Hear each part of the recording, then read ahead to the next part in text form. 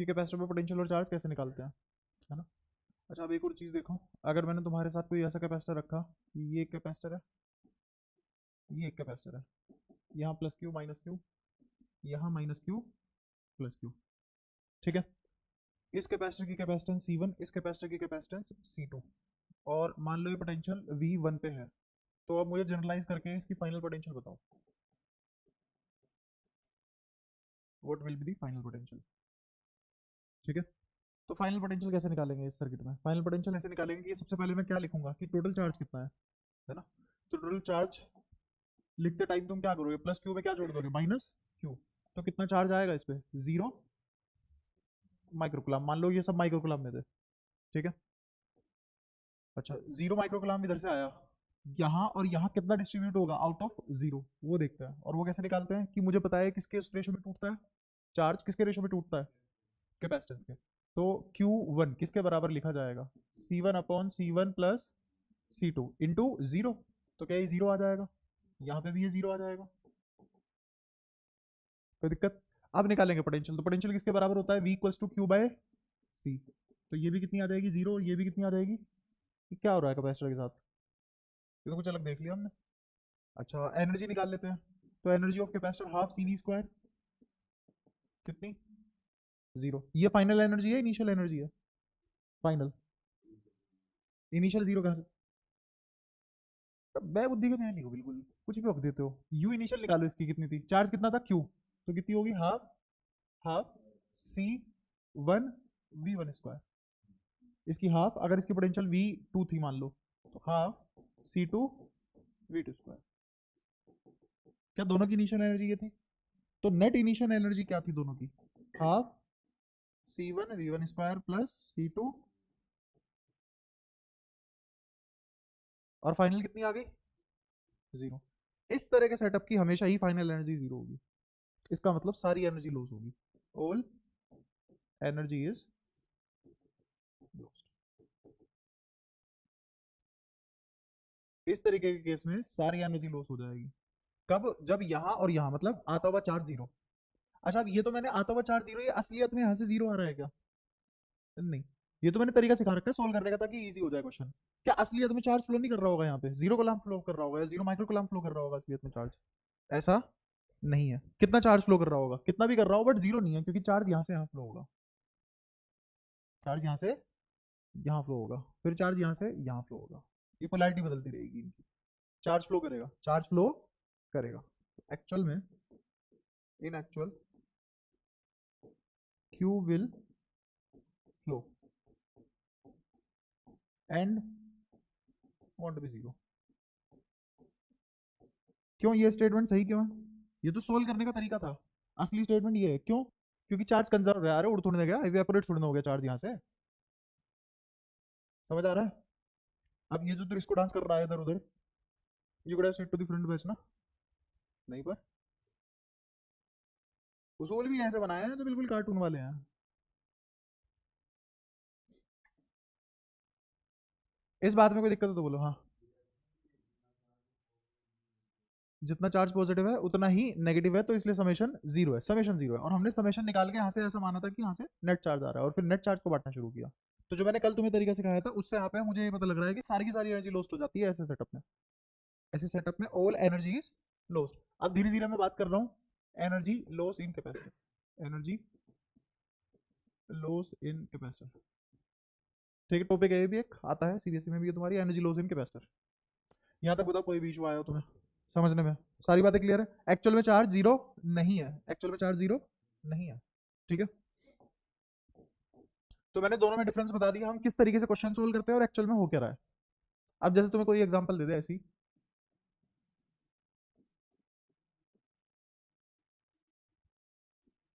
मान लो इसकी 3 माइक्रोकुलम या 3 माइक्रोफेराड का ये कैपेसिटर है, और 2 वोल्ट का पोटेंशियल ड्रॉप है इसके अक्रॉस 3 वोल्ट का पोटेंशियल डिफरेंस है, और 2 माइक्रोफेराड का ये कैपेसिटर है, ठीक है। इस पे मान लो चार्ज है प्लस 10 माइक्रोकुलम और इस पे है माइनस 10 माइक्रोकुलम, ठीक है। तो वो ई लॉस पूछ रहा है तुमसे, बोलो कितना। कोई फॉर्मूला लगाने की जरूरत नहीं है, तुम जानते हो कि क्यू कितना है, मेरा समेशन ऑफ क्यू कितना है 0। अगर समेशन ऑफ क्यू 0 आ रहा है तो मतलब सारी एनर्जी लॉस हो गई, और सारी एनर्जी लॉस करने के लिए इसकी निकालो ऐड करो, और वही एनर्जी लॉस आ गया। तो इनिशियल एनर्जी ही एनर्जी लॉस होता है, इनिशियल एनर्जी ही एनर्जी लॉस होता है। तो कितना आ जाएगा, हाफ सी वी स्क्वायर, तो सी कितना है 3, वी स्क्वायर 4, और बटा 2 तो कितना बचा 2, तो कितना आ गया 6, क्या 6 जूल एनर्जी होगी इनिशियली ऊपर वाले की। नीचे वाले की कितनी होगी, हाफ सी वी स्क्वायर, तो सी ये रहा वी 9, 2 से 2 घट गया तो कितना आया 9 जूल, तो एनर्जी लॉस कितना आ गया 15 जूल। बताओ कोई दिक्कत, सारी बातें क्लियर है। अच्छा अब अगर यहीं पे मैं इसी वाले एग्जांपल में एक और खेल खेलूं और बोल दूं C1 बराबर C2 है, बस मैंने इतना प्रोवाइड करा दिया तुम्हें, C1 बराबर C2 है। अच्छा अगर C1 बराबर C2 और मैं जानता हूं कि इस सेटअप में, पैरेलल सेटअप में फाइनल पोटेंशियल सेम होनी होती है दोनों की, क्या हमने क्वेश्चन करे हैं इस पे, तो V फाइनली, क्या V कॉमन हो जाएगा, V कॉमन मतलब V1 बराबर V2 हो जाएगा। समझ आ रहा है क्या क्या लिखे जा रहा हूँ, ऐसा तो नहीं है ब्रेन लिपि लिखी जा रही हो तुम्हारे लिए, ठीक है। अच्छा तो अगर इस सेटअप की बात करें, या फिर दूसरा ही बना लो, मान लो ऐसा कोई सेटअप है पैरेलल में लगा हुआ है, ये भी कैपेसिटेंस सी है, ये भी कैपेसिटेंस सी है, ठीक है। इसकी इनिशियल एनर्जी निकालना जरा, यू इनिशियल निकालो इस वाले की, बोलो इस वाले की U initial half C V square, इस वाले की हाफ सी वी स्क्वायर। अच्छा इनिशियली तो पोटेंशियल अलग अलग हो सकती है, इनिशियली तो पोटेंशियल अलग अलग हो सकती है, फाइनली सेम होगी पोटेंशियल। अगर फाइनली पोटेंशियल सेम हो जाएगी तो मैं क्या करूंगा, मेरे को बताओ, अब मैं इसके अलग अलग निकाल के जोड़ूं या कंबाइन निकाल के जोड़ दूं, तो पैरेलल में लगे हुए हैं, सी और सी कितना हो जाएगा 2C, तो क्या लिखूंगा यहाँ पे हाफ सी, क्योंकि यहाँ पे क्या लिख देते हैं सी इक्विवेलेंट, और ये कॉमन पोटेंशियल का स्क्वायर, किसका स्क्वायर कॉमन पोटेंशियल, तो कितना आ गया वी स्क्वायर, तो ये कितना आ गया 2 से 2 घटा कितना सी वी स्क्वायर। क्या हर कॉम्बिनेशन में सी वी स्क्वायर आ सकता है, नहीं, सिर्फ किस कॉम्बिनेशन में आएगा, जब कैपेसिटर पैरेलल हो और बराबर हो, कैपेसिटर पैरेलल हो बराबर हो, उस मोमेंट पे यू फाइनल कितना आ जाएगा C V square, U final is C V square. क्या 3 होते नहीं, तब नहीं आता, तब कितना आ जाता है यहाँ पे फैक्टर कितना आ जाता है 3C, तो कितना आ जाता है 3/2। बताओ कोई दिक्कत, सारी बातें क्लियर है। अच्छा अगर इसमें मैं अब एक और कंडीशन डाल दूं, अगर ये प्लस क्यू होता और ये माइनस क्यू होता, क्या कंप्लीट एनर्जी लॉस होता, क्या अब अगर कंप्लीट एनर्जी लॉस होता, क्या इसका मतलब if Q plus Q is connected to minus Q, तो बताओ क्या होता कंप्लीट एनर्जी लॉस, तो इस कंप्लीट एनर्जी लॉस तो तब आता है ना जब फाइनल इनिशियल बराबर हो, क्योंकि लॉस ऑफ एनर्जी का फॉर्मूला क्या होगा, लॉस ऑफ एनर्जी का फॉर्मूला ये होगा, यहाँ लिख देता हूँ, डेल्टा यू मतलब लॉस किसका एनर्जी का, और वो किसके बराबर होगा you final minus you initial, ठीक है। अभी मैं अच्छे सवालों पे नहीं जा रहा, वहां पे बहुत अच्छे अच्छे सवाल भी बना सकते हैं, और इस फॉर्मूले को अलग तरीके से लिखा जा सकता है, कैसे यू फाइनल, और अगर बैटरी जोड़ दो तो अलग बन जाएगा फॉर्मूला, बैटरी जोड़ दो तो फॉर्मूला अलग बन जाएगा, तो इसकी काफी सारी वेरिएशन हो सकती है, इसीलिए मैं उसको फॉर्मूले की तरह हटवा नहीं रहा हूँ, लॉजिक दे रहा हूँ फॉर्म कैसे होते हैं फॉर्मूले। अच्छा अगर प्लस क्यू माइनस क्यू से कनेक्टेड है इस वाले एग्जांपल में, स्पेसिफिकली इस वाले एग्जांपल में, जो कौन सा कलर है जो भी तुम इसका नाम रखो, तो किसके बराबर आएगा ये, क्या मुझे पता होगा यू इनिशियल बराबर यू फाइनल होगा, कैसे पता, एनर्जी लॉस कंप्लीट होगा तो इनिशियल पूरी की पूरी खो जाएगी, इनिशियल पूरी की पूरी खो जाएगी, ठीक है। या फिर ये बोल लो कि मेरा फाइनल और इनिशियल बराबर होगा, ऐसा होगा क्या, वो तब तो जीरो आ जाएगा लॉस, तब लॉस जीरो आ जाएगा। अच्छा तो यू इनिशियल यू फाइनल बराबर होगा, तुमने हाँ कैसे बोला फिर इस बात पे, नहीं होगा, हाँ, तो क्या होगा इनिशियल, ये पूरा का पूरा किस में कन्वर्ट हो जाएगा, जीरो में कन्वर्ट हो जाएगा, ये पूरा का पूरा जीरो में कन्वर्ट हो जाएगा, यहाँ तो कोई परेशानी पक्का। अच्छा यू फाइनल यू इनिशियल कब होगा, जब एनर्जी लॉस होगा ही नहीं, जब एनर्जी लॉस, ऐसा पॉसिबल होता नहीं है, ऐसा पॉसिबल होता नहीं है, ठीक है। तो कुछ कुछ बातें पता लगी तुम्हें छोटी छोटी, और आगे बढ़ते हैं।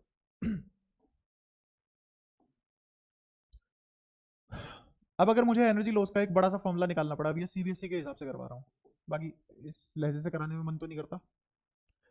अच्छा सुनना ध्यान से, मैंने दो कैपेसिटर ले लिए C1 C2, इसके अक्रॉस पोटेंशियल है V1 V2, चार्ज है Q1 Q2, चार्ज भी सेम नहीं है। क्या अब कंप्लीट लॉस ऑफ एनर्जी आएगा? नहीं, अब कंप्लीट लॉस ऑफ एनर्जी नहीं आएगा। अच्छा, एनर्जी लॉस सिर्फ तभी आता है जब पॉजिटिव नेगेटिव से कनेक्ट होता है? नहीं, जरूरी नहीं है। पॉजिटिव पॉजिटिव से कनेक्टेड हो, चाहे नेगेटिव नेगेटिव से कनेक्टेड हो, चाहे पॉजिटिव नेगेटिव से कनेक्टेड हो, एनर्जी लॉस आएगा ही आएगा। ठीक है, और वही जनरलाइज कर रहे हैं हम, वही जनरलाइज करने जा रहे हैं। तो मेरे पास दो कैपेसिटर है, आपस में जुड़े हुए हैं, पोटेंशियल V1 V2 है, चार्ज Q1 Q2 है, कैपेसिटेंस C1 C2 है, सब अलग अलग कर दिया अब मैंने। ठीक है ना, अब कुछ भी जीरो, पहले भी कहाँ करंट जीरो था? एक मिनट एक मिनट, ये लाइन समझ में आई थी, इन actual Q will flow and won't be zero. हाँ, ये अज्यूम्ड है, ये वायर मैंने अपने घर से बनाई है मनी मन में। एक्चुअल में चार्ज यहाँ से यहाँ फ्लो हो रहा है।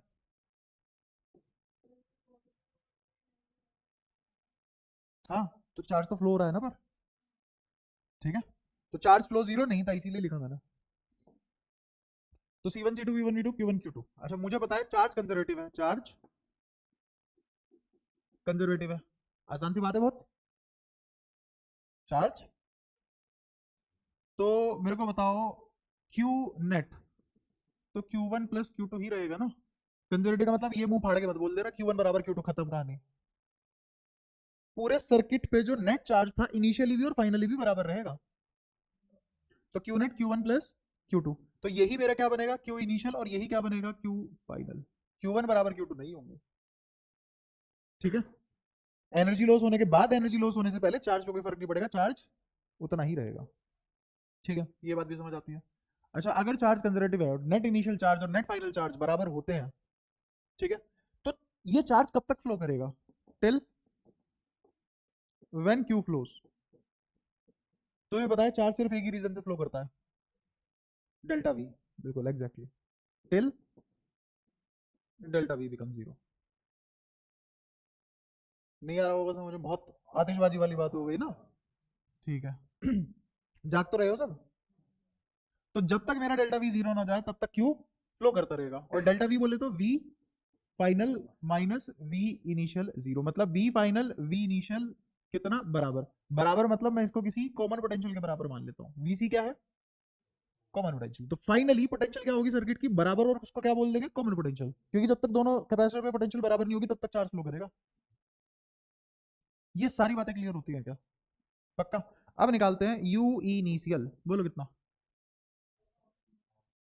हाफ C1 V1 स्क्वायर और plus half C2 V2 square. फिर मुझे निकालना है यू फाइनल, वो आ जाएगा हाफ, बोलो क्या है, दोनों पैरेलल में है? अच्छा, तो पैरेलल सीरीज छोड़ो, मुझे तो बस फाइनल बता दो, कोई भी कॉन्फ़िगरेशन हो, फाइनल बताओ कितनी आएगी। क्या फाइनल आ जाएगी? Half C1 V square plus half C2 V square. बढ़ हो जाए पैरेलल की सीरीज में, फर्क ही नहीं पड़ता हमें। अच्छा, ये जो पोटेंशियल लिखी है क्या कॉमन पोटेंशियल होगी? और कॉमन पोटेंशियल कैसे निकाल सकते हैं हम? पोटेंशियल किसके बराबर होती है? अच्छा, मेरे को बताओ क्यू इनिशियल और क्यू फाइनल जैसे मैंने लिखा हुआ है ना, तो क्यू किसके बराबर होता है? सीवी। क्यू किसके बराबर होता है? सीवी। तो हाँ, पूछ पूछ। नहीं, इनिशियल है, आई है वो, टोपा लगा हुआ उस पर, ये थोड़ा सा बड़ा कर दिया, टोपे का छाता बना दिया हमने, अब तो दिखाई देना चाहिए। अच्छा, क्यू किसके बराबर होता है? तो Q1 किसके बराबर होगा? C1V। Q1 बराबर C1, Q2 बराबर, अच्छा, और Q फाइनल कितना होगा बताना जरा? अरे, तो कितना आ जाएगा Q फाइनल, और या फिर Q initial? C1 V1 plus C2 V2, यही Q इनिशियल होगा। बताओ कोई दिक्कत? ये नेट चार्ज है अपने पूरे सर्किट पे। अच्छा अब ये जो V कॉमन है ये बराबर होने वाला है, पोटेंशियल बाद में बराबर होने वाली है, पोटेंशियल बाद में बराबर होने वाली है, तो बराबर कैसे हुई होगी? चार्ज के इधर उधर होने से हुई होगी, चार्ज के इधर उधर होने से हुई होगी। बताओ कोई दिक्कत? अच्छा, अब अगर चार्ज के इधर उधर होने से हुई होगी तो चार्ज कैसे लिखा जा सकता है? फाइनल चार्ज कैसे लिखा जा सकता है? एक तो ये तरीका हो गया, दूसरा तरीका कोई तुम्हारे दिमाग में आ रहा हो? अरे, फाइनल चार्ज का लिखने का एक तरीका है, वर्ड शब्दों पे ध्यान क्यों नहीं देते हो बेटा आप? बोला है ना एक तरीका ही है। अगर मैं तुमसे बोलूं कि मेरे को फाइनल चार्ज लिखने का कोई दूसरा तरीका बता दो, क्या मुझे दूसरे वाले कैपेसिटर पे पोटेंशियल पता है फाइनल? क्या मुझे पहले वाले कैपेसिटर पे फाइनल पोटेंशियल पता है? तो पोटेंशियल को यूज करके क्या चार्ज लिखा जा सकता है? करते हैं ना डिस्ट्रीब्यूट चार्ज हम, आया याद? कैपेसिटेंस तो बदलेगी नहीं ना, वो तो C1 C2 ही रहेगी, वो तो बदल जाएगी। हाँ, ये दिमाग में है ना, चार्ज बदलने से कैपेसिटेंस, उसके हिसाब से पोटेंशियल चेंज हो जाएगी। हाँ तो अब लिखवाओ चलो दोबारा से। Q इनिशियल, अब Q फाइनल लिख रहे हैं, Q फाइनल पहले वाले कैपेसिटर पे, Q1 फाइनल बोलो कितना, C1, शाबाश। और Q2 फाइनल, अब भी तो आया लाइन पे, तो Q फाइनल क्या हो गया overall, C1 plus C2,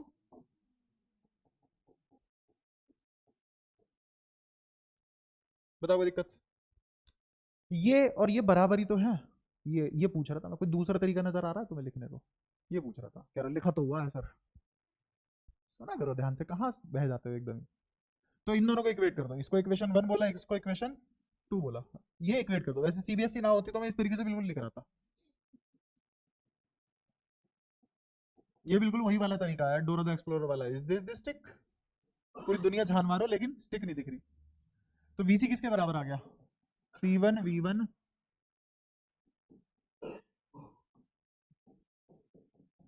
P लिया पानी केले खा के, खुश है अब। ये आ गई कॉमन पोटेंशियल। अब मैंने क्यों निकाली है कॉमन पोटेंशियल, मेरा क्या फायदा है इससे, है ना। लाभ ये है कि अपनी यू फाइनल में, अपने यू फाइनल में ये है फॉर्मूला। तो अब मैं डेल्टा यू निकाल रहा हूँ एक ही स्टेप में, क्योंकि मेरे को आ चुका है आलस, इतना सीबीएसई अपने बस की नहीं है। तो डेल्टा यू क्या लिखा जाएगा, अब सुनना ध्यान से, यहां एनर्जी लॉस निकाल रहा हूँ, चेंज इन एनर्जी निकाल रहा हूँ। चेंज और लॉस में फर्क होता है, चेंज और लॉस में फर्क होता है। जैसे इसके पास 100 रुपए थे, 50 खो गए, कितने का लॉस हो गया, 50 का। अच्छा, पहले इसके पास 100 थे, अब इसके पास 50 रुपए है, इसके पास चेंज इन मनी कितना है अब, -50। चेंज हमेशा फाइनल माइनस इनिशियल होता है, लॉस इनिशियल माइनस फाइनल होता है, ठीक है। तो अब मैं चेंज इन यू ना निकाल के क्या निकालूंगा, यू लॉस, और यू लॉस क्या होगा, U initial minus U final. Initial बोलो कितना है, half C1 V1 square, half C2 V2 square, plus या minus, minus half C1 plus C2 VC square. Half बिल्कुल ही बाहर ले लो,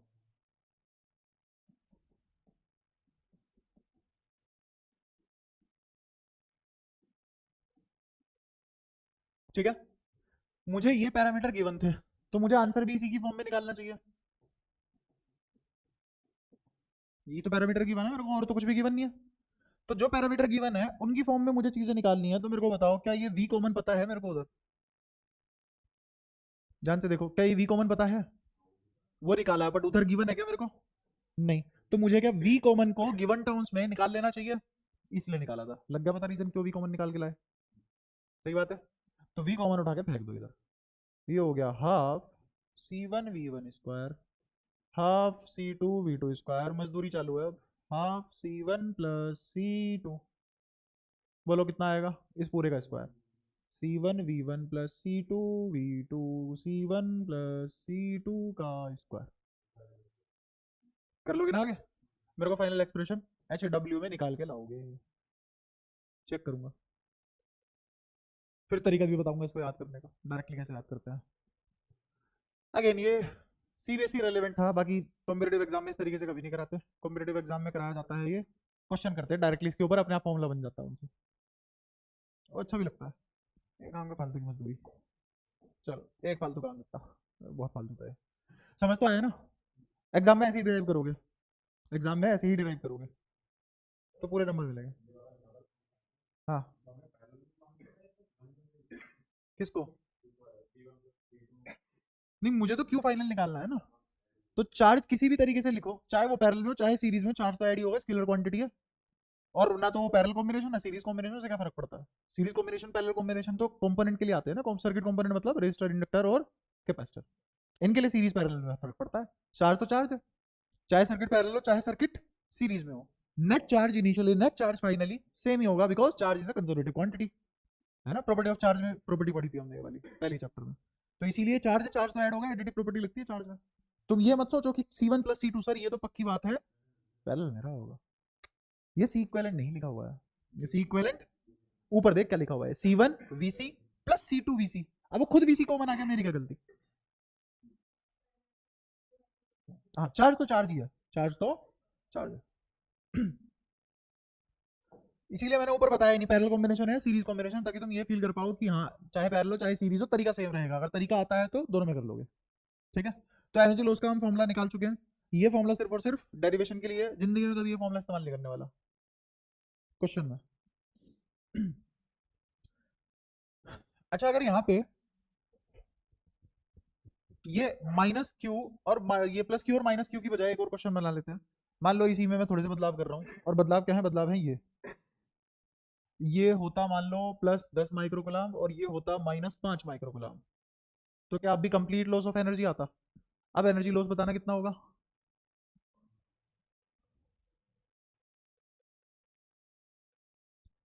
क्या ये -10 होगा, और क्या ये, तो अब मैं क्या इमेजिन कर पाऊंगा, पीछे से ढुलक ढुलक करता हुआ 5 माइक्रोकुलाम आ रहा होगा। अरे भाई इस पे चार्ज था 10, इस पे चार्ज था -5, क्या दिक्कत आ रही है।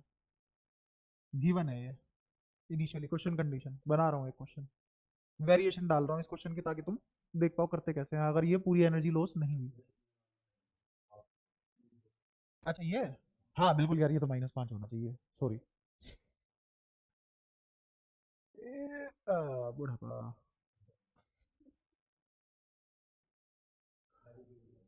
ठीक है, नहीं नहीं वो तो तुझे है। चीजें खराब होती है तो थेरेपी की जरूरत पड़ती है, जैसे तेरी बुद्धि है ना, शरीर बूढ़ा हो रहा है तो वो तो इवेंचुअल प्रोसेस है, वो तो नेचुरल चीज है ना? उसमें थेरेपी लेने जाऊंगा लोग सोचेंगे अमर होने की इच्छा है इसकी, मारो इसे। खैर, तो -5 माइक्रोग्राम और +5 माइक्रोग्राम इस तरीके से चार्ज डिस्ट्रीब्यूटेड है।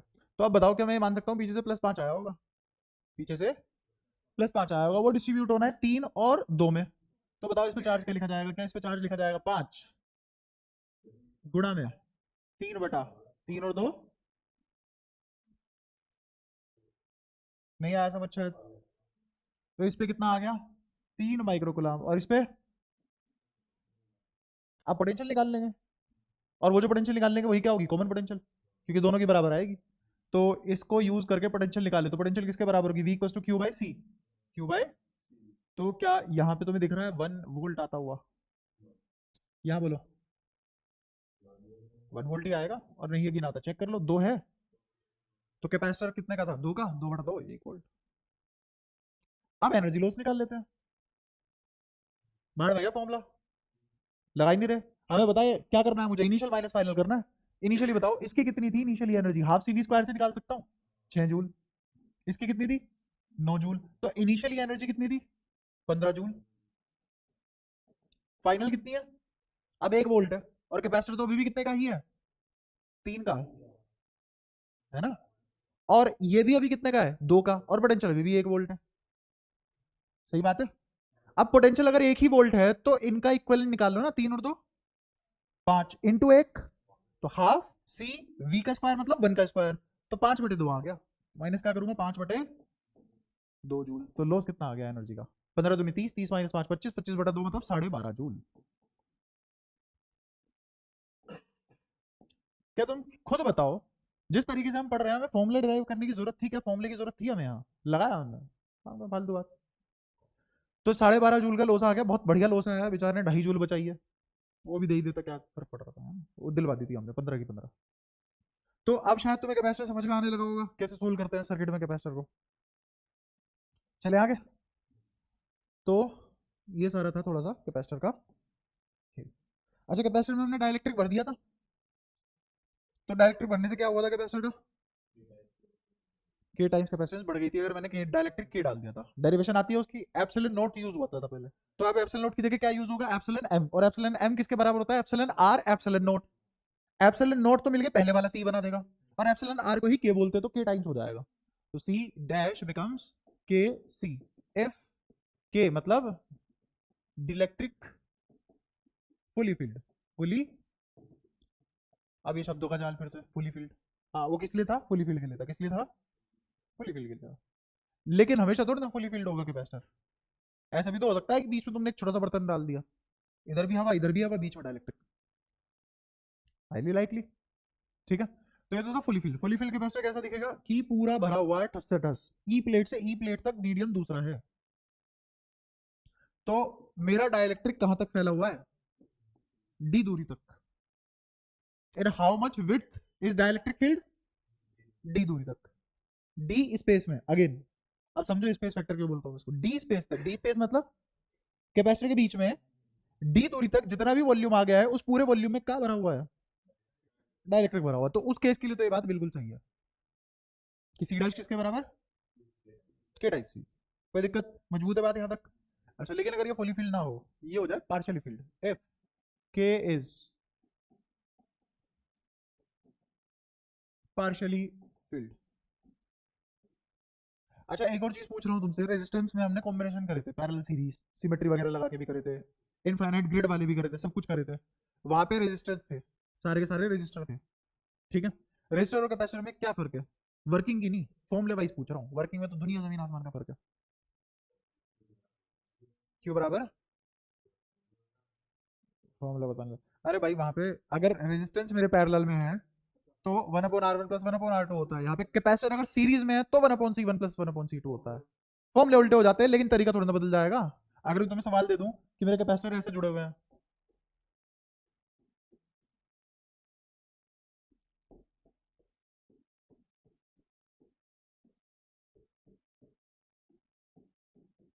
ऐसे जुड़े हुए हैं मान लो मेरे कैपेसिटर, और तुमसे कोई बोल दे कि सी इक्विवेलेंट निकालो, निकाल पाओगे? ये वही दोबारा सारे के सारे वही सवाल नहीं शुरू हो जाएंगे? तो क्या सब दोबारा कराने की जरूरत है? अगर रेजिस्टेंस तुमने अच्छे से कर रखी है, रेजिस्टर का कॉम्बिनेशन अच्छे से कर रखे, तो कैपेसिटर का combination is as good as resistor combination except formula is reversed. Series में, सीरीज में उस तरीके से बिहेव करते हैं जैसे वहां पैरेलल में रेजिस्टेंस करते थे, ठीक है। और यहाँ ये पैरेलल में उस तरीके से बिहेव करते हैं जैसे वहां सीरीज में करते थे। तो तुम्हें पता है कि कब यहाँ पे कॉम्बिनेशन में 1/n आएगा, कब यहाँ पे कॉम्बिनेशन में *n आएगा? नहीं समझ पा रहे? पक्का? तो ये वाला टॉपिक इस वाले चैप्टर में स्किप कर रहा हूँ मैं, एक दो क्वेश्चन करा दूंगा ठीक ठाक से जो मुझे लगेगी कि हाँ तुम रिलेट ना कर पाओ, बाकी सारे क्वेश्चन वैसे ही रहेंगे जैसे वहां पे थे। तो जितने भी क्वेश्चन मैंने रजिस्टर में कराए हैं सब में बस कैपेसिटर लगा देना और कैपेसिटर लगा के सोल्व करने बैठ जाना, दोनों रिवाइज हो जाएंगे। हाँ पूछ। हाँ ठीक है डन। हाँ हाँ बिल्कुल, व्हीटस्टोन ब्रिज यहाँ पे भी होता है, तभी तो मैंने पहले करंट इलेक्ट्रिसिटी बढ़ा दिया। क्या? हाँ स्टार डेल्टा वो तो वही है, वो तो तकनीक ही वही है उसकी लगाने की। और व्हीटस्टोन ब्रिज में भी सेम ही होगा भाई, रेशो अगर बराबर आया तभी तो तुम बोल पाओगे बीच वाले से नहीं जाएगा करंट। अरे लाला बहुत धीरे चलते हो। इस वाले कैपेसिटर में no charge flown, no Q flown, कोई चार्ज फ्लो नहीं कर रहा। तो इसका मतलब क्या है, इसका मतलब C1 C4 बराबर C2 C3 है। अब बना लो कितने कॉम्बिनेशन, लग तो गया WSB, वहां करंट था यहाँ चार्ज फ्लो है, बताओ कोई दिक्कत? तो इसमें नहीं चार्ज स्टोर नहीं, इसमें कोई चार्ज स्टोर नहीं होगा क्योंकि आएगा नहीं चार्ज, बिना चार्ज फ्लो के चार्ज स्टोर भी कैसे होगा, तो इसीलिए फ्लो ही बोल रहा हूँ मैं। कोई दिक्कत? पक्का? अगेन क्या कैपेसिटर की कोई एक डेफिनेशन एग्जिस्ट करती है, कैपेसिटर की कोई डेफिनेशन एग्जिस्ट? क्या बहुत ही सिचुएशनल होती है कैपेसिटर की डेफिनेशन? लेकिन इसीलिए हमने डेफिनेशन ना बोल के इसके वर्किंग पे चले गए थे। किस पे चले गए थे? वर्किंग और प्रैक्टिकल यूज। तो असलियत में अगर कैपेसिटर डिफाइन करना हो तो किस तरीके से डिफाइन करते हैं, कि सर्किट के पैरेलल में लगा देते हैं ताकि पोटेंशियल एकदम से सडन चेंज ना हो, to clip and clamp the variation in current, ठीक है। कोई दिक्कत? लेकिन ये डेफिनेशन कहीं इस्तेमाल नहीं करनी तुम्हें, कहीं भी। कोई तुमसे पूछे कैपेसिटर क्या करता है, चार्ज स्टोर करता है, चुप, ठीक है, पीस। तो के इज पार्शियली फिल्ड, अगर के पार्शियली फिल्ड है, कैपेसिटर बनाया, डाइलेक्ट्रिक डाल दिया बीच में, के या फिर तुम इसको बोल लो एप्सिलॉन आर, एक ही बात है, रिलेटिव मीडियम, ठीक है। मान लो यहाँ प्लस क्यू था, यहाँ माइनस क्यू था, क्या ऐसे इलेक्ट्रिक फील्ड बनेगा? इस बाहर बने हुए इलेक्ट्रिक फील्ड को ई नोट बोलेंगे, दो पट्टों के बीच की दूरी डी होती है, इसको थिकनेस ले लिया टी, बस यही गिवन है। और भूल के भी ये मत मानना कि ये सेंटर पे रखी हुई है, मुझे नहीं पता कहाँ रखी हुई है, बस मुझे इतना पता है कि ना ये इस प्लेट को टच कर रहा, ना ये इस प्लेट को टच कर रहा, this dielectric is not touching either of the plate at all, ठीक है। अब ये बिल्कुल इधर किनारे पे भी हो सकता है थोड़ा सा स्पेस छोड़ के, इधर किनारे पे भी हो सकता है थोड़ा सा स्पेस पे, it is not necessary not need to be in the centre, ठीक है। जैसे ही इलेक्ट्रिक फील्ड यहां से जाएगा, है तो डाइलेक्ट्रिक नहीं, तो तुम्हें नहीं लगता कि पोलराइजेशन विल अकर? उल्टा क्यों? हाँ, क्योंकि पॉजिटिव इधर भागेंगे और नेगेटिव इधर भागेंगे। तो असली बात यह है कि ये पॉजिटिव इधर भागेंगे और ये नेगेटिव इधर भागेंगे under the influence of electric field. तो चार्ज डिपोजिशन कैसा हो जाएगा? Charge deposition will be by the induction और पोलराइजेशन। वैसे इंडक्शन से ही क्या होता है? पोलराइजेशन। इंडक्शन हुआ, पोलराइज हुए, डायपोल मोमेंट चाहिए, और यहाँ पे डायपोल मोमेंट के अलोंग इलेक्ट्रिक फील्ड होगा। जैसे मैग्नेटिक फील्ड में भी हमने यही माना था। तो इस तरीके क्यों डायपोल बनाए गए? डायपोल फंडामेंटल बनाए गए फील्ड पढ़ने के लिए, ठीक है। तो अब मेरे को बताओ, इलेक्ट्रिक फील्ड अंदर की साइड क्या ऐसे डेवलप होने लग जाएगा? इसको बोलेंगे पोलराइज्ड फील्ड। क्या बोलेंगे? Polarised field. तो अब अगर मुझे ई नेट लिखना पड़ जाए, तो ई नेट लिखना आता है तुम्हें? बहुत बजे हम चैप्टर 1 में, इसमें यहाँ का टाइम बचाया मैंने। अब यहाँ नहीं कराऊंगा, मैं वहां कराया था। वैसे यहाँ कराते हैं लोग, पर ठीक है। फिर भी बताओ, ई नेट किसके बराबर? ई नोट बाई के, खत्म। अगर किसी फील्ड में बदलाव आ सकता है तो वो किस फील्ड में आएगा? यहाँ बताओ ई नोट क्या होगा? यहाँ क्या होगा? ई नोट, ई नोट ही रहेगा। अब ई नोट की बात कर रहा हूँ। यहाँ क्या होगा? ई नोट ही रहेगा। यहाँ क्या होगा? ई नोट ही रहेगा। ईपी क्या होगा? यहाँ पे ईपी ही रहेगा। बट अगर अंदर डाइलेक्ट्रिक के नेट फील्ड पूछा जाए तो कितना होगा? ई नोट बाई के। बाहर नेट फील्ड कितना होगा? ई नोट। अब समझ आया फर्क क्या है? अब एक बार फटाफट बताना सारे के सारे। इस पोर्शन में ई नोट कितना रहेगा? इसमें, इसमें सेम। अच्छा, बाहर ई नेट कितना होगा? ई नोट अंदर। और यहाँ तो घटा कौन? Net field. किसकी वजह से? पोलराइज की वजह से, मीडियम की वजह से। कितने फैक्टर से? के फैक्टर से। कोई दिक्कत, परेशानी? ठीक है। तो ई नेट मुझे पता है अंदर ई नोट बाय के है।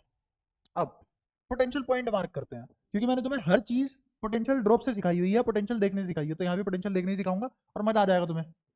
वरना डेरिवेशन खाम का में कॉम्प्लेक्स करते हैं, कॉम्प्लेक्स करने की जरूरत होती नहीं है। जैसे मैंने मान लो यहाँ पे पोटेंशियल V1 है, यहाँ पे पोटेंशियल V2 है, यहाँ पे पोटेंशियल V3 है, यहाँ पे पोटेंशियल V4 है। ऑब्वियसली ड्रॉप अलग अलग होगा। यहाँ से यहाँ ड्रॉप होगा, पक्की बात है। तो पोटेंशियल यहाँ से V1 बन के चलिए, यहाँ कितनी होगी? अच्छा, यहाँ से यहाँ भी तो पोटेंशियल ड्रॉप होगा, क्योंकि ई नेट की डायरेक्शन उधर ही है। अगर ई नेट की डायरेक्शन उधर ना होती तो इलेक्ट्रिक फील्ड बाहर कैसे आ जाता बन के ई नोट? समझ में आया?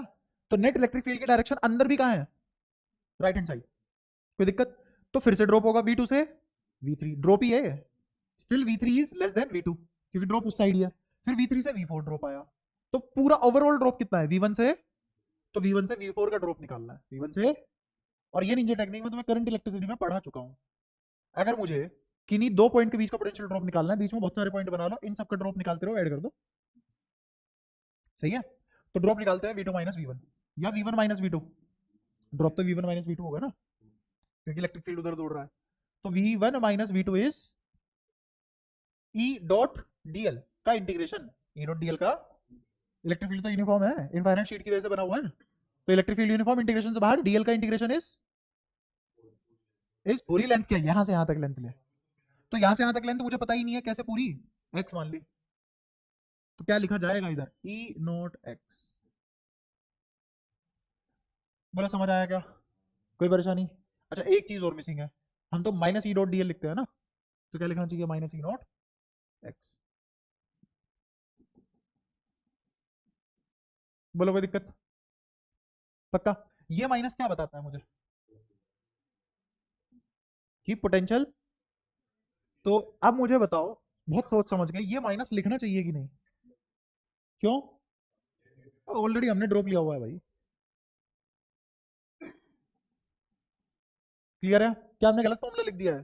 क्या माइनस हमने ऐसे ही नोट कर दिया है? नहीं, माइनस इंक्लूड किया है सोच के, क्योंकि मुझे पता है ड्रॉप की डायरेक्शन में इलेक्ट्रिक फील्ड लिख दिया। सही है। अच्छा, यहां बताओ अब।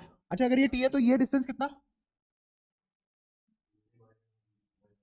हाँ, D minus T plus x, ऐसा भी तो लिख सकते हैं। इन दोनों को जोड़ा, ये आ गया डी में से घटा के। कोई समस्या? अब मेरे को बताओ, V2 माइनस V3 क्या लिखा जाएगा? ई नोट बाय के इंटू टी। शाबाश।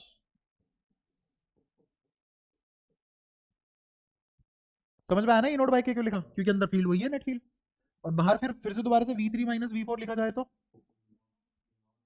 हाँ वापस से ई नोट हो गया electric field d minus T plus x. ठीक है, अब तुम खुद देखना इतनी कॉम्प्लेक्स डेरिवेशन जो कराते हैं या फिर कहीं भी देखना डेरिवेशन कितनी सिंपल है अगर तुम्हें पोटेंशियल आता हो। Everything is Khelo potential.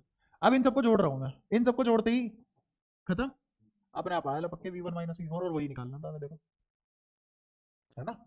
अच्छा अब x मुझे गिवन नहीं था, x मुझे गिवन, तो मैं आंसर में x तो नहीं ला सकता, मैं आंसर में, मजे की बात ये है x आएगा भी नहीं देखना अभी, ई नोट तो सब में कॉमन आ जाएगा, अंदर बचेगा x plus T plus D minus T minus X by K, यहां छूट गया मेरा टी बाय के।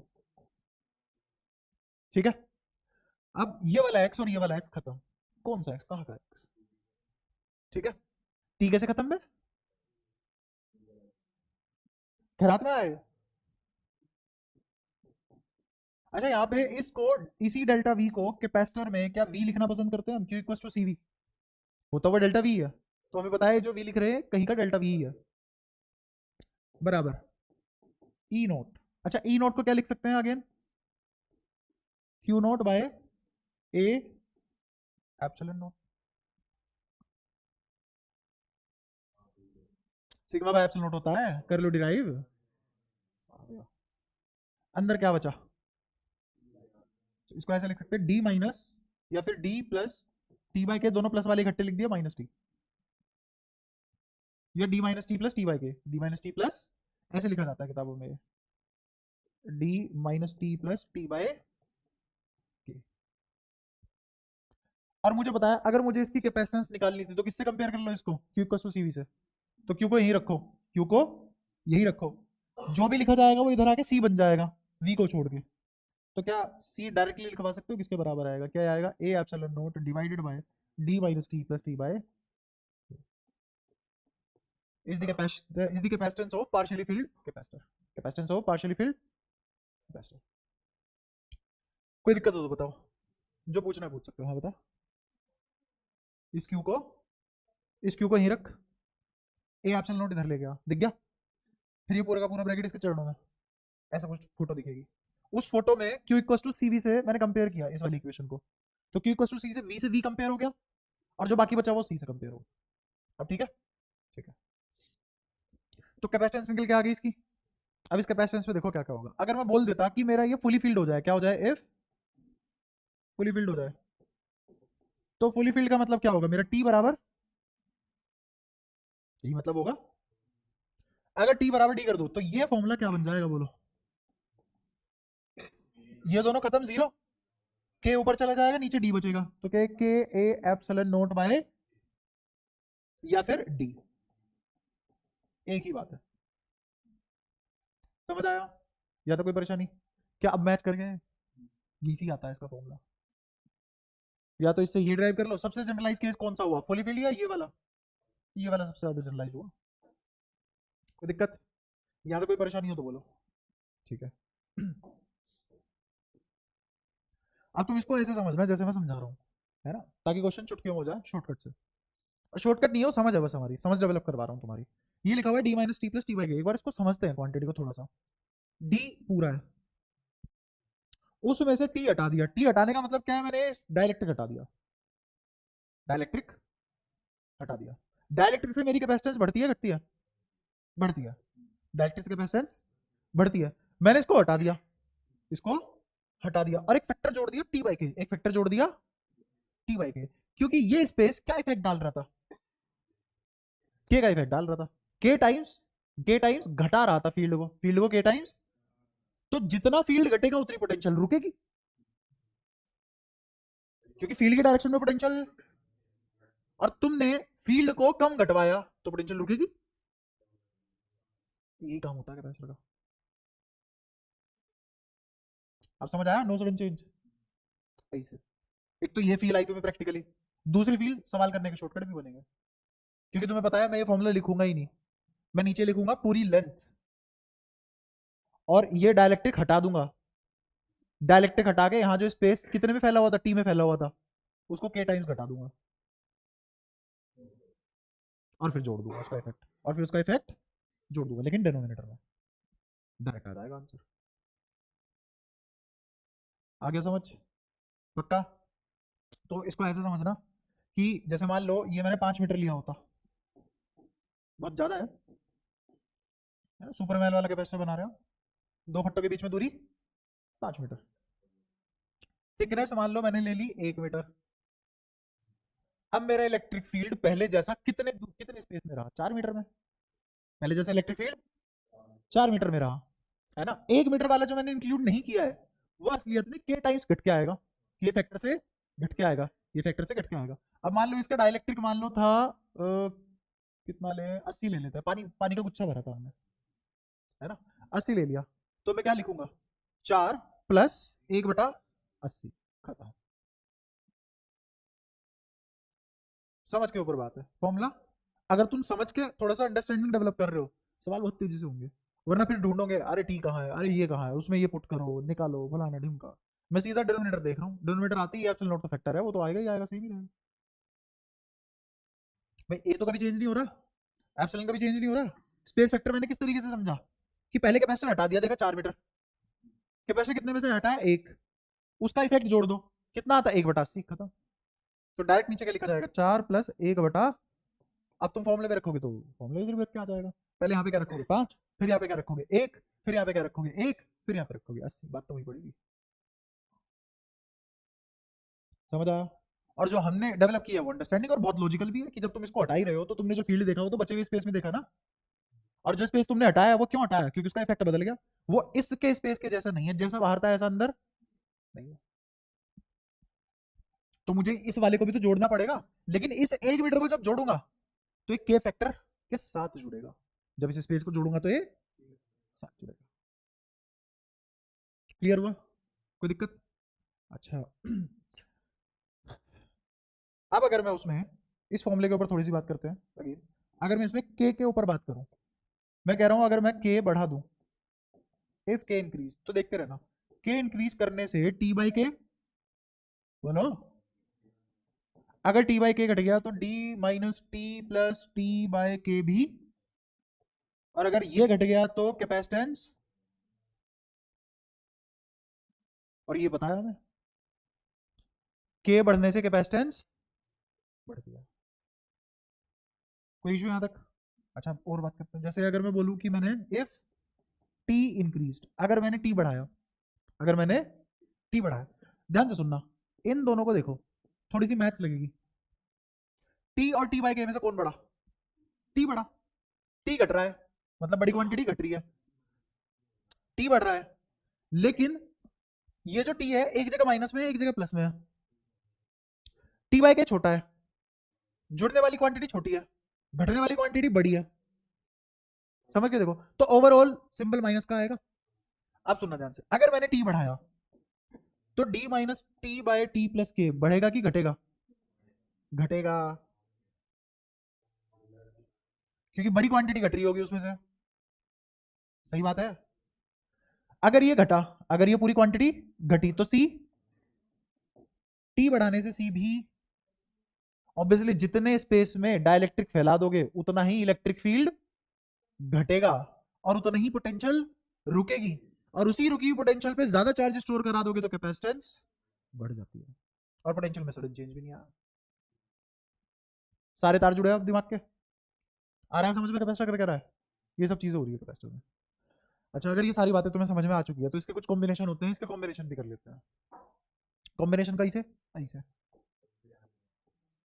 क्या, नहीं वो तो बाद में, वो बाद में, पहले यहाँ से ये सब खत्म करके निकलो, ऐसे वाले क्वेश्चन बाद में, अभी यही भी एडवांस कराने लग जाऊंगा फिर तो हो लिया तुम्हारा। मैंने खुद ही बताया है और खुद ही रुका नहीं जा रहा, जब मैंने खुद ही वो चीज बताई है तो कराऊंगा ना, बिना करे कैसे। बट हाँ टाइम अलग होगा कराने का। हाँ जिसमें डायलैक्ट्रिक किसी पर्टिकुलर एंगल पे फंसा देते हैं, दो अलग अलग, है ना।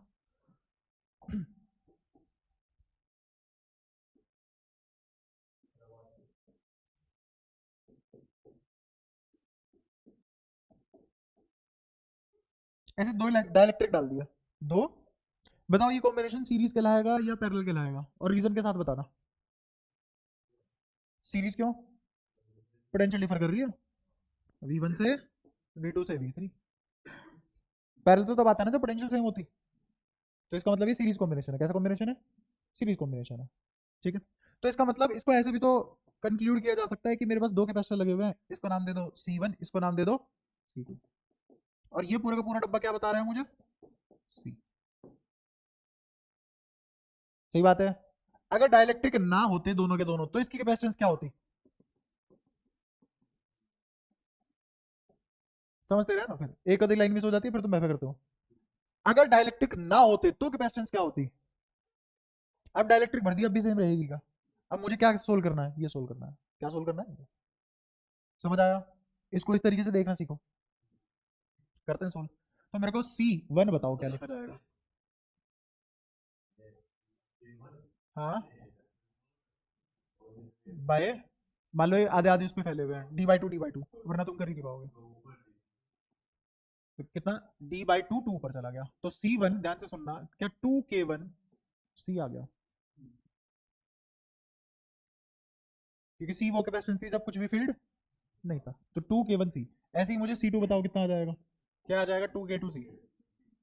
ज्यादा खर्चा पानी करने की जरूरत तो नहीं है। समझ आ गया ना? 2K2 C। ठीक है, अब ये दोनों कैसे हैं? Parallel series. सीरीज, तो सीरीज के केस में सी इक्विवेलेंट क्या आ जाएगा दोनों का? C1 C2 C1 प्लस, कोई दिक्कत? पक्का? ठीक है, कर लो इसको। C1 C2 कितना? 2K1 C, 2K2 C, 2K1 C plus,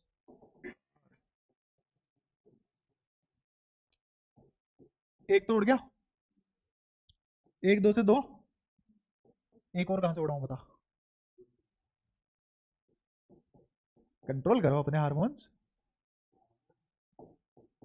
ये उड़ाने उड़ाने वाली बातें, मजा आता है ना तुम्हारी उम्र में? उड़ा दो, मार दो, पेल दो, खत्म कर दो। हाँ, तो सी इक्विवेलेंट दिख गया तुम्हें? कोई दिक्कत? अच्छा, अगर मुझे के इक्विवेलेंट निकालना हो तो के इक्विवेलेंट क्या बना यहाँ? के इक्विवेलेंट बना, सुनना ध्यान से, K1 K2 K1 plus K2। कोई मुझे बताएगा दो कहाँ चला गया?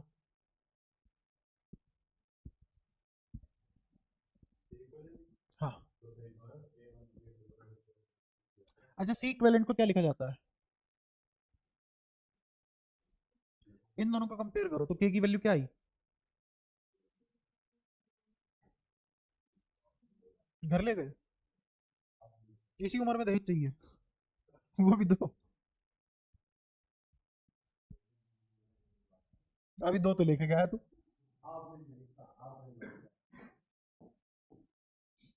पूछा था मैंने तुमसे, दो कहाँ गया? पूछा था मैंने, दो कहाँ गया? भीरबानी कहाँ से आता है तेरे दिमाग में? ये पूछ लेता हूँ, मजा आ रहा है। क्या? अच्छा, मैं दो नहीं बचा रहा, दो तुम्हारे लिए छोड़ा हुआ था, तुम नहीं पहचान पा रहे थे। खैर, अच्छा हाँ, यही भूल गया मैं क्या कर रहा था। शाबाश। तो एक फट्टे का एरिया कितना हो गया? अरे, फिर से A/2 घर ले गए थे तुम्हें?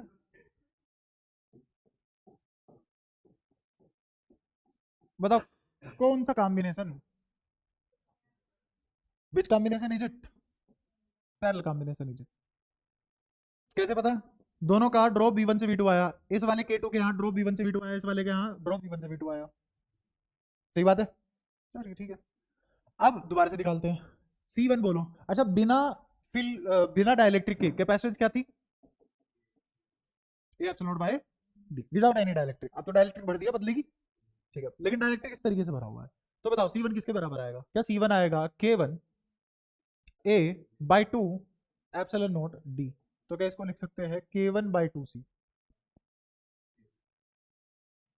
सही है? ठीक है, ये और सी इक्विवेलेंट C1 प्लस C2, क्यों? क्योंकि पैरेलल में है। तो C तो कॉमन आ गया, अंदर क्या बचा? K1 plus K2/2 C। तो K इक्विवेलेंट कौन बराबर?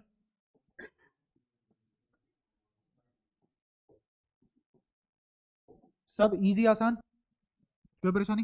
कॉम्बिनेशन डायलेक्ट्रिक चल रहा है, हाँ हाँ हाँ। हम्म हम्म। बन भी सकता है, नहीं भी, डिपेंड करता है उस फ्लूइड की प्रॉपर्टीज क्या है, सच बताऊं तो, और स्टैटिक इलेक्ट्रिसिटी कैसी है, और स्टैटिक इलेक्ट्रिसिटी हिंड्रेंस क्या है उधर। हाँ, सब सब सब हो सकता है। असलियत बताऊं ना, अगर तुम्हें फुली फील्ड कैपेसिटर बनाना है, अगर तुम्हें फुली फील्ड कैपेसिटर बनाना है, तो डाइलेक्ट्रिक फ्लूइड ही कंसीडर किया जा सकता है, because fluid is the only thing which can fill the capacitor fully. ठीक है। बट क्योंकि फ्लूइड डायनामिक्स नहीं आती बच्चों को, स्टैटिक इलेक्ट्रिसिटी में खेलना नहीं आता है, बहुत सारी चीजें नहीं आती, तुम्हें कैपेसिटर का असली खेल भी नहीं पता अभी। ये जो पढ़ाया जा रहा है तो तुम्हें बिल्कुल बहुत बेसिक पढ़ाया जा रहा है ना, असली बात तो क्या है, सर्किट के पैरेलल में लगाया जाता है पोटेंशियल सेम करने के लिए। अब उसकी एप्लीकेशन, उसके ऊपर क्वेश्चन, उसके ऊपर न्यूमेरिकल तो तुम देख ही नहीं रहे, एडवांस पे भी नहीं आएंगे क्योंकि वो सिलेबस से बाहर है। पता ही कहाँ है तुम्हें अभी कैपेसिटर के बारे में, इतना सब कुछ पढ़ने के बाद तुम सोच रहे हो कि हाँ बहुत पढ़े लिखे हो गए। बेसिक है, बीज बोया जा रहा है बस कैपेसिटर का एक छोटा सा, कि हाँ तुम्हें पता हो कि ये कैपेसिटर के नाम से क्या क्या चीजें जुड़ी हुई है, शुरुआत कहाँ से होती है कैपेसिटर की, बस वही है। तुम हर टॉपिक का 11 12 में तुम क्या करते हो, एक टॉपिक उठाते हो और वो टॉपिक कहाँ तक जा सकता है, इनफाइनाइट नॉलेज गेन तक जा सकता है, तुम उसकी बस स्टार्टिंग पढ़ते हो और छोड़ देते हो। तो हर टॉपिक की स्टार्टिंग पढ़ रहे हो, क्योंकि जब भी तुम किसी भी चीज पे PhD करोगे, एक टॉपिक उठाओगे और उसको इन्फिनिटी तक पढ़ोगे, तो ये छोटे छोटे सारे सब टॉपिक उसमें यूज हो जाएंगे। ऐसा कोई केमिस्ट नहीं हुआ जिसे ऑर्गेनिक बिल्कुल नहीं आती और इनऑर्गेनिक का फन्ने खाना घूम रहा है, कोई केमिस्ट आज तक ऐसा एग्जिस्ट नहीं किया। फिजिकल आती नहीं, इलेक्ट्रोकेमिस्ट्री मिसिंग है और एक्सपेरिमेंट कर रहा है केमिकल के पोटेंशियल लगा लगा के, ऐसा भी कोई केमिस्ट एग्जिस्ट नहीं किया। तो इसीलिए ऐसा कोई फिजिसिस्ट आज तक नहीं हुआ जिसे क्वांटम आती हो क्लासिक ना आती हो। हाँ, सारे फिजिसिस्ट ऐसे जरूर है, क्लासिकल आती है क्वांटम नहीं आती, जिनको क्वांटम आती है वो खुद बोल के जाते हैं हमें नहीं आती। मुझे क्या पता, जिनसे बोला उससे पूछना भाई। If you are able to understand the quantum mechanics, either you are a genius or a fool। अगर तुम्हें क्वांटम मैकेनिक्स समझ में आ रही है और तुम अपने आप को मान रहे हो जीनियस की, तुम्हें समझ में आ रही है, तो तुम फूलो, अगले ही क्षण तुम्हें धोखा मिलने वाला है। ठीक है, और अगर तुम मान के चल रहे हो अपने को समझ आ ही नहीं रही है, तो फूल तो तुम हो ही ना। तो यहाँ पे दोनों वर्ड का मीनिंग सेम है। तो इसीलिए कंक्लूजन में है क्वांटम मैकेनिक्स समझ आ ही नहीं सकती। अगर समझ आ रही है तो पक्की बात है समझ नहीं आ रही है। जैसे एक एग्जांपल दिया था मैंने, अगर तुम्हें कोई पार्टिकल एसएचएम करता हुआ नजर आ रहा है तो पक्की बात है वो एसएचएम तो नहीं कर रहा है, क्योंकि जो चीज एसएचएम करती है वो तो हमें दिखती नहीं है। आया थोड़ा थोड़ा समझ में? पढ़ाई इस लेवल पे जाती है बाद में, फिलोसफी तो फ्री में आती है साथ में। तब तक क्या तुम 12वीं के बाद ही पढ़ना छोड़ दो? 12वीं में कौन सा पढ़ रहे हो तुम, 12वीं छोड़ो, 12वीं में कौन सा पढ़ रहे हो? यहाँ आते ही इसका राहु, कोई तेरे राहु को ही घेरेंगे किस दिन, बंदे बुलवा के राहु की फील्डिंग सेट करते हैं। बंदों से सेट नहीं होती, वो ग्रहों से सेट होती है राहु की फील्डिंग। तू ही इकट्ठे करेगा, क्योंकि तू ही है 16 दुनिया 8, मैं तो नहीं हूँ।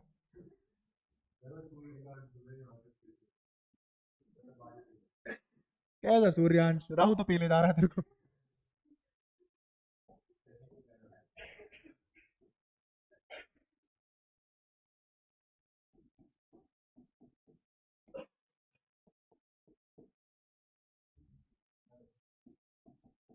हम्म।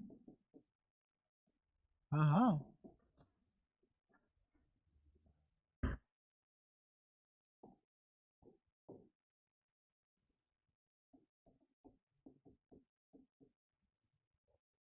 बोलो इसको क्या क्या होगा। पहले मैं पूछता हूँ, मेरे को बताना दो चीजों में से कौन सी बात सही है। ये K1 पैरेलल है K2 के, K3 पैरेलल है K4 के।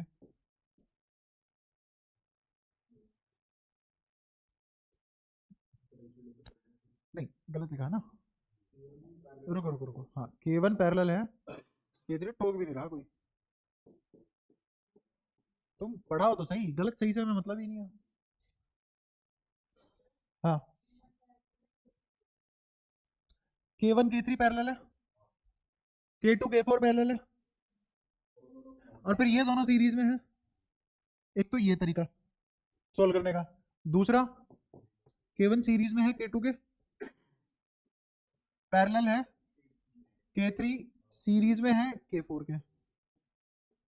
ये पहला तरीका, ये दूसरा तरीका, दोनों से आंसर अलग अलग आएगा, पहले ही बता देता हूँ, टाइम वेस्ट करने को है नहीं, तो पक्की बात है कोई ये गलत है। दो बार पीछे, तभी तो पूछ रहा हूँ कौन सा तरीका सही है, कोई ये गलत है पक्का। तो पहले वाले और दूसरे वाले में से कौन सा वाला सही है? दूसरे वाला। रीजन? हाँ,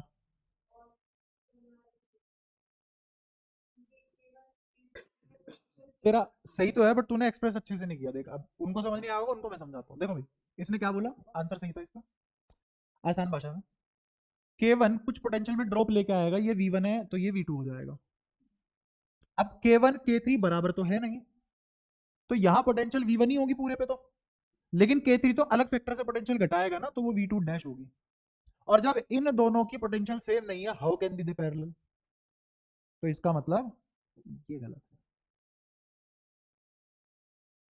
तेरी बस एक बात गलत थी कि ये घटा नहीं रहा, घटा दोनों रहे हैं, बराबर नहीं घटा रहे हैं। ठीक है, K1 K3 बराबर पोटेंशियल क्यों घटाएंगे भाई? जब डायलेक्ट्रिक अलग है तो पोटेंशियल ड्रॉप भी तो अलग आएगा। और पैरेलल तो उनको बोलते हैं जिनमें पोटेंशियल ड्रॉप सेम आता है। सही है, तो इसका मतलब ये सही है। अब ये क्यों सही है कि भाई K1 और K2 तो सीरीज में है ही है, पक्की बात है पोटेंशियल अलग अलग है। फिर K3 और K4 सीरीज में पक्की बात है पोटेंशियल अलग अलग है ना। लेकिन अब मैंने इसको एक पूरा, इसको एक पूरा बना दिया, तो यहां से यहां का ड्रॉप और यहां से यहां का ड्रॉप तो सेम ही आएगा ना, कुछ भी कॉम्बिनेशन हो।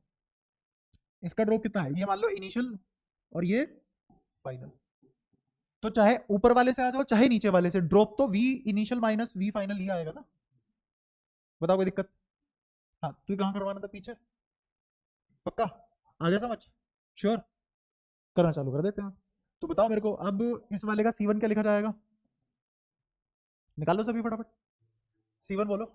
अब इस बार A/2 और D/2 दोनों फैक्टर इंक्लूड होंगे, तो क्या आ जाएगा 1 A/2 epsilon not D bye, तो तुम्हें दिख रहा होगा आधे से आधा, तो कहे K1 C आ गया।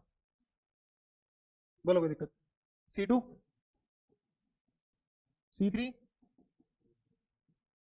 C4 आ तो रहा है ना सब समझ में? ये वाला अप्लाई करना है अपना, पहले सीरीज में K1 K2 सीरीज में। अच्छा, मुझे ये सब सोल्व करने की जरूरत भी नहीं थी ऑनेस्टली बताऊं, मुझे पता है साला K1 K2 सीरीज में है, तो डायरेक्ट लिख दो ना, क्या लिखा जाएगा यहाँ पे सीरीज में होने के बाद, क्या आता है आंसर मेरा? 2K1 K2 upon K1 plus K2, बस यही रखो अभी। क्या सॉल्व हो गया? मैं तो K का देख रहा हूँ ना combination.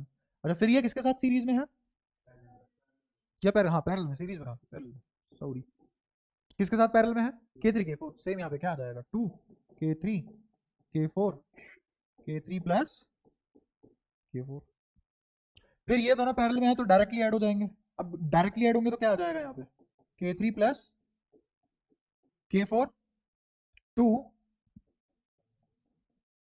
Plus 2K3 K4 K1 plus K2 divided में K1 plus K2 K3 plus K4। अगर मैं इस पूरे डब्बे की मल्टीप्लाई C से कर दूं तो क्या C इक्विवेलेंट नहीं आ गया? देख लो, जो तुम लिखते हो ना कि C इक्विवेलेंट K C के बराबर होता है, कभी कभी K इतना भयानक रूप भी ले लेता है। ये K ही तो है आगे लिखा हुआ, समझ आया? कोई दिक्कत? तो फाइनल K इक्विवेलेंट ये पूरा ब्रैकेट है। कोई दिक्कत? मुझे लगता है अब तुम्हें इसमें सीरीज पैरेलल में दिक्कत आनी चाहिए, मुझे नहीं लगता अब तुम्हें सीरीज पैरेलल में दिक्कत आनी चाहिए। ठीक है, ठीक है। हाँ, वो भी फैक्टर आ जाएगा फिर। वो स्पेस हटाऊंगा, वो स्पेस हटाने के बाद एक स्पेस लाऊंगा जिसमें स्पेस फैक्टर से मतलब फैक्टर घटा हुआ जोड़ दूंगा उसमें, वही जो बताया था वही अप्लाई, एनालॉजी अप्लाई कर देंगे उसमें। ठीक है, तो सिचुएशन कितनी भी कॉम्प्लेक्स दे दे, अब जैसे मान लो इसने इमेजिन किया कि इसमें स्पेस और डाल दें, यहां बीच में स्पेस डाल दिया टी थिकनेस का, यहां ऐसे बीच में स्पेस डाल दिया टी थिकनेस का, बन गया ऐसा क्वेश्चन डराने वाला, लोग कर दे फिर हमें बताया कैसे होगा। ठीक है, तो जब अच्छे से तुम्हें चीजें समझ में आती है, क्वेश्चन खुद ही दिमाग में बन जाते हैं, उनका सोल्यूशन भी आ जाता है। हाँ, बस मैं वही बता रहा हूँ, अगर तुम्हें कोई कॉन्सेप्ट पता करना है हमारा क्लियर हो चुका है नहीं, वो तब पता लगेगा जब तुम अपने मन से वहां क्वेश्चन बनाने लग जाओ जो गलत भी ना हो। जैसे प्लस माइनस के तुम क्वेश्चन बना लेते हो, जैसे किसी बच्चे को क्वेश्चन देना है तो तुम क्या बोलोगे, भाई 30 में 80 जोड़ियो, किताब से देख के थोड़ी ना बनाया तुमने। तो जिस लेवल पे तुम्हारी अंडरस्टैंडिंग चाहिए, वो लेवल क्या है कि तुम्हें 12वीं ऐसी लगे इसके तो क्वेश्चन मैं खुद बना दूंगा, टेस्ट बनाना हो अपने मन से लिख दिया, बना दिया क्वेश्चन। इतनी आसान लगनी चाहिए तुम्हें। अभी तुम्हें कितनी आसान लगती है कि सर आसान से आसान क्वेश्चन देते ही हम तो पूगी पूगी पू फैल गए है ना। एक और चीज देखो, अब बहुत काम की चीज है वो, ये अंडरस्टैंडिंग काफी जरूरी है। कैपेसिटर को उसको दो अवतार में देखा जा सकता है, दो अवतार कौन से, एक प्रैक्टिकल और एक थ्योरेटिकल।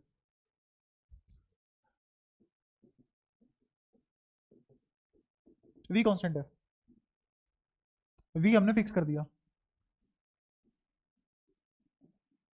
यहां क्यू कांस्टेंट है मतलब क्यू फिक्स कर दिया, यहां सर्किट बनता है, यहां कैपेसिटर आइसोलेटेड होता है। समझते रहे ना फर्क, और जो समझा रहा हूं बहुत डिटेल में बहुत बढ़िया तरीके से समझा रहा हूं। ठीक है, यहां सर्किट तुम्हारा ऐसा बनेगा कि ये बैटरी मैया है और ई से कैपेसिटर लगा हुआ है, प्रैक्टिकल सर्किट। मैंने रेजिस्टेंस नहीं बनाया, क्या इसका मतलब रेजिस्टेंस है ही नहीं है, इसका मतलब अगर रेजिस्टेंस नहीं बनाया और है तो मतलब स्टेडी स्टेट। अब ये कौन सी स्टेट में चल रहा है, और स्टेडी स्टेट में पोटेंशियल क्यों बदलेगी, सही है। तो अब potential across capacitor, potential across fixed है, कितनी वी डेवलप होगी,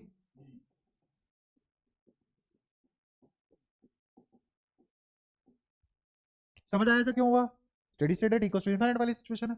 तो यहाँ सर्किट अलग तरीके से बिहेव करेगा और कैपेसिटर की बिहेवियर अलग होगी, कैपेसिटर की बिहेवियर, मैं तुम्हें समझाना चाह रहा हूँ कि इसकी डेफिनेशन अलग अलग क्यों है, क्यों कोई फिक्स डेफिनेशन नहीं है इसकी, कैपेसिटर को डिफाइन क्यों नहीं कर रहे हो। हम क्यों ऐसा बोल के छोड़ देते हैं कि capacitor is a device which stores charge on some specific potential difference, ऐसा बोल के हमने छोड़ दिया है ना, क्यों हुआ ऐसा। और ये समझने से तुम्हारे बहुत सारे कॉन्सेप्ट क्लैरिटी वाले क्वेश्चन सोल्व हो जाएंगे। जैसे मान लो सीबीएसई में कोई वो मल्टीपल चॉइस क्वेश्चन देते हैं या फिर एमसीक्यू देते हैं, मल्टीपल चॉइस क्वेश्चन, एमसीक्यू ठीक ही है, हाँ मल्टीपल करेक्ट नहीं देते, एमसीक्यू देते हैं, कॉम्पिटेटिव एग्जाम बता देते हैं उसको, ये कॉम्पिटेटिव एग्जाम वाले क्वेश्चन है। तो उसमें कुछ नहीं होता, कॉन्सेप्चुअल क्वेश्चन होते हैं एक एक नंबर के, वो ऐसी आसान से सोल्व हो जाते हैं, लेकिन तुम्हारी थ्योरी काफी अच्छे से डेवलप होनी चाहिए। इसीलिए हम थोड़ा सा धीरे भी है, क्योंकि थ्योरी अच्छे से डेवलप करनी है, सीबीएसई का पेपर देना है ना, और बाद में एडवांस भी अप्रोच रखनी है। तो एडवांस अप्रोच रखने के लिए बेसिक अंडरस्टैंडिंग उस लेवल की करनी पड़ेगी क्वेश्चनों में, कि तुम एडवांस लेवल पे कूद जाओ जब कूदवाया जाए तो। और तीसरा सबसे बड़ा फैक्टर स्लो चलने का, राहु, वो तो केतु है पूरा, वो तो खुद इटसेल्फ है ना केतु।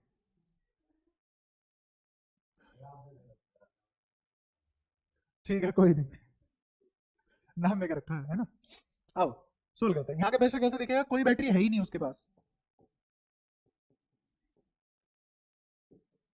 तो जब बैटरी नहीं है चार्ज जाएगा कहाँ, चार्ज जाएगा कहाँ, कहीं भी नहीं जा सकता। और बिना बैटरी का कोई कैपेसिटर क्या मतलब है उसका, कोई मतलब नहीं है। तो इसीलिए प्रैक्टिकल और ये प्रैक्टिकल, इसीलिए मैंने शुरुआत में बाइफरकेशन करते टाइम बोला था एक प्रैक्टिकल और एक थ्योरेटिकल, सही है। अब दोनों में देखते हैं क्या होता है, अंडरस्टैंडिंग क्या है दोनों की। तो अंडरस्टैंडिंग ऐसे है, पहले मैं करूंगा डी चेंज, डी चेंज करेंगे, एप्सिलॉन नोट, ए तो सभी में फिक्स रखेंगे, जो मैंने कैपेसिटर लिया है यहाँ पे क्या लिया है, ए तो दोनों के लिए फिक्स्ड है। पूरी कहानी में मैं एरिया कभी नहीं बदल रहा कैपेसिटर का, पूरी कहानी में एरिया कभी भी, क्योंकि एरिया इसलिए नहीं बदल रहा, एरिया बदलने की कॉम्प्लेक्सिटी है ही नहीं कोई। एरिया छोटा तो कैपेसिटेंस छोटी, एरिया बड़ा तो अब 70 वेरिएबल ले आओ, एरिया पे घंटा फर्क नहीं पड़ रहा। ठीक है, चाहे वो पैरेलल में लगाओ, चाहे वो सीरीज में लगाओ, चाहे वो अकेला लगाओ, चाहे वो बैटरी के साथ लगाओ, चाहे वो बिना बैटरी के लगाओ, अगर एरिया घटा तो कैपेसिटेंस घटेगी, एरिया बढ़ा तो कैपेसिटेंस बढ़ेगी, एरिया के साथ कोई कॉम्प्लेक्सिटी नहीं है, इसलिए एरिया फिक्स कर दिया है। एरिया को पढ़ना ही नहीं अपने को, क्योंकि आता है पहले से ही। अच्छा, डी चेंज कर दिया, एप्सिलॉन नॉट फिक्स्ड है, एप्सिलॉन नॉट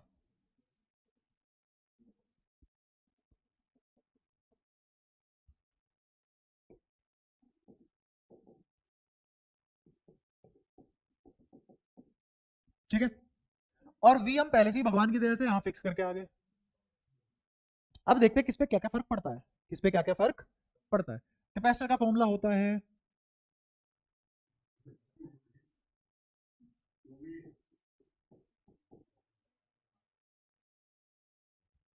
फॉर्मूला पूछ रहा था मैं, फॉर्मूले में तो वो चीज लिखते हो ना जिस पे डिपेंड करता है कैपेसिटर। मैंने कैपेसिटर को रेशो के टर्म में तो नहीं पूछा, रेशो में एक्सप्रेस करो कैपेसिटर को, तो क्यू बाई वी रेशो है, फॉर्मूला नहीं है।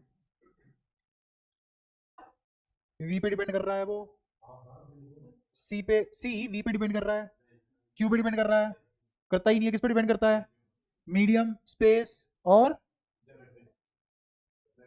ज्योमेट्री। कोई दिक्कत? बस।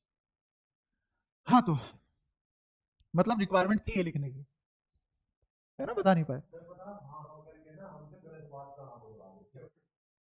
मैं बुलवाता हूँ। तो एक बात बता, अगर मैं तुम्हें ठोक पीट के नहीं देखूंगा कितने मजबूत हो, तो पता कैसे लगेगा? अगर तुम अगर तुम कन्विंस हो जा रहे हो झूठी बात पे, तो तुम्हारे कॉन्सेप्ट क्लियर नहीं है ना। मेरे को तो कोई नहीं बहका पाया, दूध चढ़ा दे भला हो जाएगा तेरा। फंडे क्लियर है, जिसके नहीं है वो बहकेगा, या फिर जो कमजोर पड़ जाएगा वो बहकेगा। यार हो तो रहा है मेरे साथ बुरा, चढ़ा ही देते हैं। तो दो ही आदमियों के लक्षण होते हैं, लैक ऑफ नॉलेज और लैक ऑफ विल पावर। अपने पे भरोसा नहीं है, दूध पे ज्यादा भरोसा है।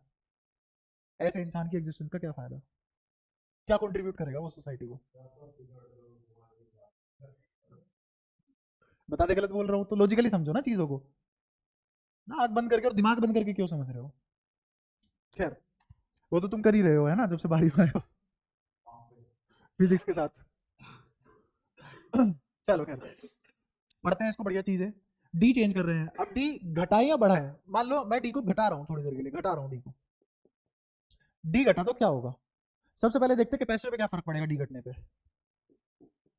कैपेसिटेंस, क्यों? क्योंकि एप्सिलॉन नॉट फिक्स है, ए हमने फिक्स किया हुआ है। अच्छा, अब क्यू को देखते हैं, क्यू को देख रहे हैं, क्या वी फिक्स्ड है? Q equals to C V होता है, और ये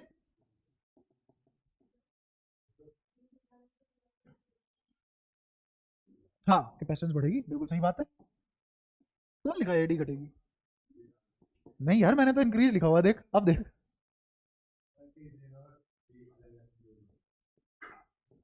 चलो खैर हाँ, डी घटा तो सी बढ़ेगा, शानदार। वी फिक्स है, क्यू के बारे में पता करना है, सी बढ़ रहा है तो क्यू बढ़ेगा, सही बात है।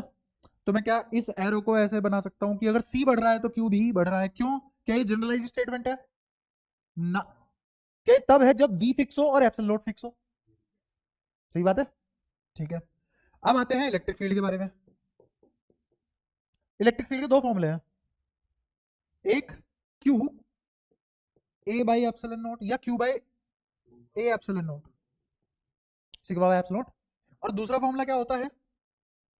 Equals to potential gradient. अरे इलेक्ट्रिक फील्ड तो पोटेंशियल ग्रेडियंट होता है। कोई दिक्कत परेशानी संकोच समस्या? ठीक है, सुनना ध्यान से, ये फिक्स है, ये भी फिक्स है, दोनों फिक्स है ना?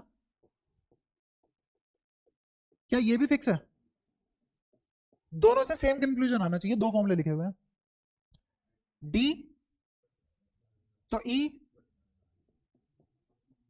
इस वाले से, क्यू बढ़ रहा है तो ई, अब ये मत समझना पढ़ते टाइम नोट्स में डबल बढ़ रहा है ई, ऐसा देख मैंने दिखाया दो अलग अलग परस्पेक्टिव से, कि इससे इससे चाहे इस वाले रास्ते से चले जाओ, चाहे इस वाले रास्ते से चले जाओ, ई बढ़ा हुआ ही मिलेगा। तो क्या यहाँ कंक्लूजन पेला जा सकता है, इलेक्ट्रिक फील्ड बढ़ेगा। अब एनर्जी के ऊपर आते हैं, यू के बारे में बताओ, कौन सा फॉर्मूला लगाना चाहिए? क्या मैं क्यू स्क्वायर बाई टू सी लगाऊं? इससे तो मुझे गोबर पता नहीं लगेगा, देखो कैसे, क्यू बढ़ रहा है सी भी बढ़ रहा है, तो न्यूमरेटर भी बढ़ रहा है, डिनोमिनेटर भी बढ़ रहा है। कैसे पता करूं ओवरऑल यू बढ़ेगा कि घटेगा? तो उसके लिए मुझे ये पता करना पड़ेगा कौन ज्यादा बढ़ रहा है, और वो मुझे पता नहीं है कौन ज्यादा बढ़ रहा है, मुझे तो बस इतना पता है बढ़ रहा है। तो ये वाला फॉर्मूला ना इस्तेमाल करके मैं क्या, ये फॉर्मूला गलत है क्या? नहीं, फॉर्मूला गलत नहीं है, लेकिन हमारा काम इससे बनेगा, half C V square. V fix है, सी बढ़ रहा है तो यू भी, तो क्या कंक्लूजन पेल देना चाहिए, यू भी बढ़ रहा है। ये जो डब्बा है ये कब तक सही है? वी फिक्स है, ए फिक्स है, और एप्सिलॉन नॉट फिक्स है, मतलब स्पेस मीडियम सब फिक्स है। किसको छोड़ के? डी को छोड़ के, कैपेसिटर को छोड़ के, डी को छोड़ के। डी इज दूरी between the plate, separation between the plate, और स्पेस फैक्टर तो एप्सिलॉन है, मीडियम। स्पेस फैक्टर को मीडियम बोलते हैं और स्पेस को वॉल्यूम बोलते हैं। तो D is space, D is space, propagated volume भी बोल सकते हो, ठीक है। प्रोपेगेटेड वॉल्यूम मतलब कि किसी डी ब्रेड्थ वाले वॉल्यूम को पिचका दिया है, ठीक है। और एरिया किस एरिया के हिसाब से? प्लेट के एरिया के हिसाब से। पहला ये हो गया। दूसरा, अब इस बार क्या करेंगे? इस बार एप्सिलॉन चेंज करेंगे और डी फिक्स कर देंगे। इस बार कौन नहीं बदल रहा? डी नहीं बदल रहा, कौन बदल रहा है? स्पेस बदल रहा है, स्पेस कह रहा हूं सॉरी, मीडियम बदल रहा है। क्या बदल रहा है? मीडियम। पहले क्या बदला? स्पेस। पहले क्या बदला? अब क्या बदल रहा है? मीडियम, ठीक है। कोई दिक्कत? पहले स्पेस मतलब वॉल्यूम, ठीक है, और मीडियम मतलब वो वॉल्यूम किस मैटर से भरा हुआ है, ठीक है। अब ये अगर चीजें हो जाए, फिर से यही वाला खेल खेलेंगे हम। मैंने कहा कि जैसे मान लो हमने इसको एप्सिलॉन आर ले लिया, मतलब एप्सिलॉन एम ले लिया, तो ये किसके बराबर हो जाएगा? Epsilon naught epsilon R. तो इसका मतलब के एप्सिलॉन नॉट हो जाएगा, तो इसका मतलब के टाइम्स इंक्रीज हो गया, तो इसका मतलब अब मेरा एप्सिलॉन इंक्रीज हो गया, के टाइम्स हो गया ना, तो एप्सिलॉन इंक्रीज हो गया। अगर एप्सिलॉन इंक्रीज हो जाता है, तो एप्सिलॉन इंक्रीज होने से कैपेसिटेंस के बारे में बोलो, क्या ख्याल है? कैपेसिटेंस बढ़ेगी, बहुत ही आसान बात है। अच्छा, अब कैपेसिटेंस बढ़ रही है और Q equals to C V होता है। वी तो फिक्स है भगवान की दया से बचपन से ही, यहाँ हेडिंग ही वही है, तो ये फिक्स है, ये इंक्रीज तो Q भी, तो Q इंक्रीज हो गया, ठीक है। अब Q के बाद क्या देखेंगे हम? किसके पास गए हम? Q के बाद E के पास, तो E कौन बराबर? इतनी आसानी से नहीं, now things won't go down that easy. समझो, Q बढ़ा तो एप्सिलॉन भी तो बढ़ ही रहा है, दोनों बढ़ रहे हैं, न्यूमरेटर भी, ऐसा तो नहीं पता लग पा रहा मुझे। डी फिक्स है, वी फिक्स है, इस आदमी ने जवाब दे दिया कि ई फिक्स्ड है, तो ई डैश ई ही रहेगा, चेंज नहीं होगा। हाँ, जितना चार्ज बढ़ रहा है उतनी कैपेसिटेंस बढ़ रही है। हाँ बिल्कुल। तो अब समझ आया ई फिक्स्ड है। अब समझ आया मैं इस बाइफरकेशन पे क्यों आया, ताकि तुम्हें क्रिस्टल क्लियरिटी आ जाए एकदम। ये नहीं सिखाएगी किताब, ठीक है। कंपैरिजन कर करके अब तुम्हें बताएं कि अगर मैंने स्पेस चेंज करा है, क्या चेंज करा है? स्पेस चेंज करा है, तो फील्ड बदलेगा। लेकिन अगर मैंने मीडियम चेंज करा है, हेंस मैंने अपनी बात प्रूव कर दी कि इलेक्ट्रिक फील्ड को किसी से फर्क नहीं पड़ता, मीडियम में भी ई नोट ही रहेगा। आज मिला तुम्हें उस बात का प्रूफ, कोई दिक्कत? तो अब कौन बदल सकता है, नेट इलेक्ट्रिक फील्ड या electric field? Net electric field बदल सकता है, इलेक्ट्रिक फील्ड फिक्स्ड है। डाल लो मीडियम, कोई दिक्कत नहीं है। तो मीडियम डालने से इलेक्ट्रिक फील्ड पे कोई फर्क नहीं पड़ता, ठीक है। अच्छा, फिर उसके बाद एनर्जी। अब एनर्जी के लिए क्या यूज करूं? हाफ सी वी स्क्वायर, क्योंकि मुझे सी और वी के बारे में पता है। वी फिक्स, सी इंक्रीज्ड तो यू भी इंक्रीज्ड। ये डब्बा हमेशा सही है क्या? सिर्फ तब सही है जब ए डी वी कांस्टेंट है, तब ये बातें सही हैं। क्या ये दो बातें सेम है? नहीं, क्योंकि यहां पे इलेक्ट्रिक फील्ड सेम है और यहां बढ़ रहा था।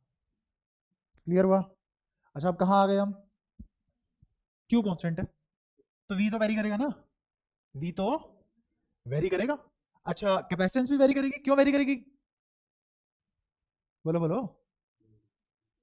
इंडक्शन उधर रहेगा ना, ऑसिलेट कर लेगा, चार्ज रहेगा उतना ही। तो इस जगह पे चार्ज कंजर्व रहेगा, कांस्टेंट की जगह तुम एक और अच्छा वर्ड इस्तेमाल कर सकते हो, कंजर्व रहेगा। कंजर नहीं, कंजर्व।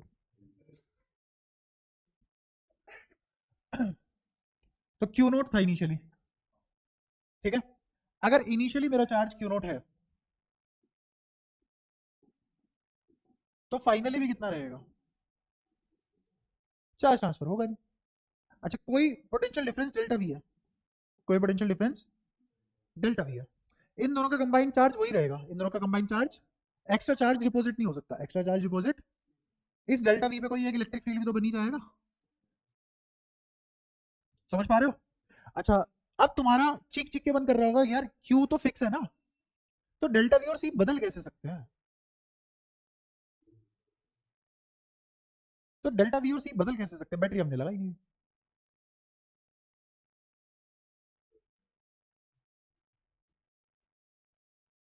बैटरी तो लगाई नहीं, तो वी और ई तो फिक्स होने चाहिए, सॉरी वी और सी तो फिक्स होने चाहिए।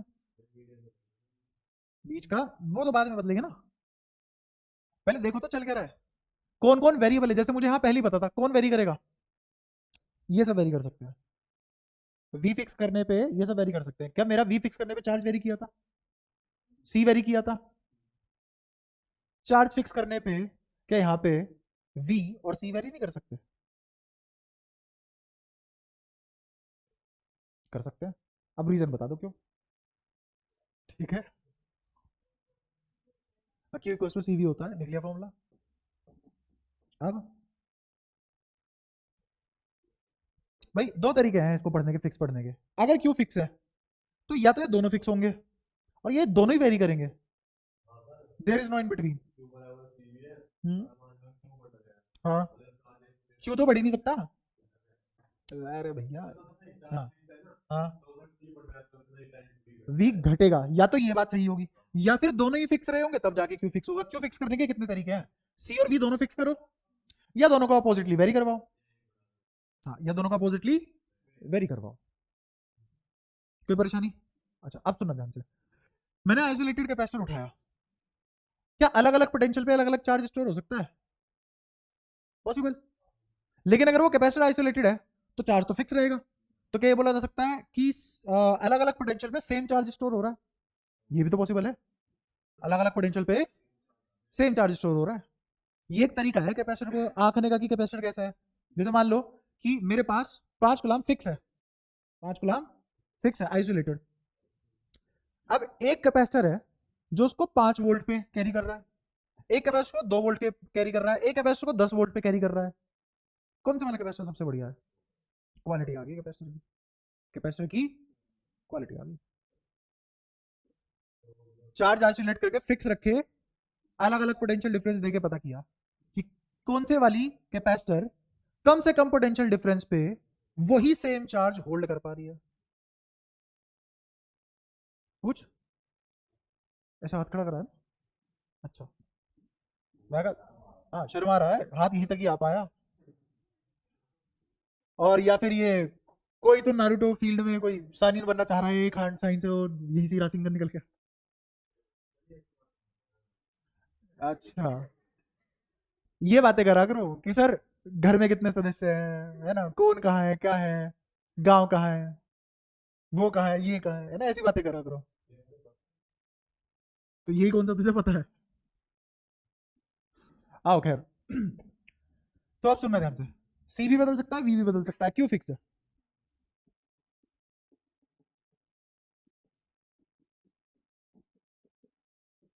ठीक है। अच्छा, सी मेरा किसके बराबर होता है? A epsilon naught by. अब फिर से हम दो चीजें करेंगे, ये दूसरी थी, ये तीसरी चीज। तीसरी चीज में अब हम क्या करेंगे, फिर से क्यू तो फिक्स्ड है ना, ये तो हम पहली कसम खा के आ चुके हैं। एरिया भी फिक्स्ड है, ये तो पूरी परम कसम है ना। अब डी घटा रहे हैं मान लो, तो अब क्या क्या होगा? क्यू फिक्स है, डी घटा रहे हैं, क्यू फिक्स है, डी। अच्छा, अगर मैं डी घटा रहा हूं, अगर मैं डी घटा रहा हूं, पक्की बात है कैपेसिटेंस बढ़ेगी, ये तो फॉर श्योर है। ठीक है। अब सुनना, कैपेसिटेंस बढ़ रही है, क्यू फिक्स्ड है, तो वी बताओ क्या होगा? घटेगी। तो क्या वी डिक्रीज हो जाएगी? अब देख रहे हो कैपेसिटर कैसे कैसे बिहेव कर सकता है, इसलिए कोई जनरल डेफिनेशन नहीं है इसकी। कैपेसिटेंस तब बढ़ रहा है जब कैपेसिटेंस तब बढ़ रहा है जब कांस्टेंट है, ठीक है। अच्छा अब इलेक्ट्रिक फील्ड, वी के बाद क्या देखेंगे हम, इलेक्ट्रिक फील्ड। तो इलेक्ट्रिक फील्ड के फॉर्मूले तो वही है ना, Q upon A epsilon not. Clearly Q fix है, ए फिक्स है, एप्सिलॉन फिक्स है। क्या डी घट रहा है, वी मुझे यहां से पता है घट रहा है, तो इससे तो नहीं पता कर सकता मैं, इससे पता, इससे पता करेंगे तो ये तो फिक्स आंसर करा देगा ना। तो इसका मतलब इलेक्ट्रिक फील्ड, समझ में आया, डैश बराबर ई क्यों लिख रहा हूं, जो पहले था वही अब है, इलेक्ट्रिक फील्ड में फर्क नहीं आया।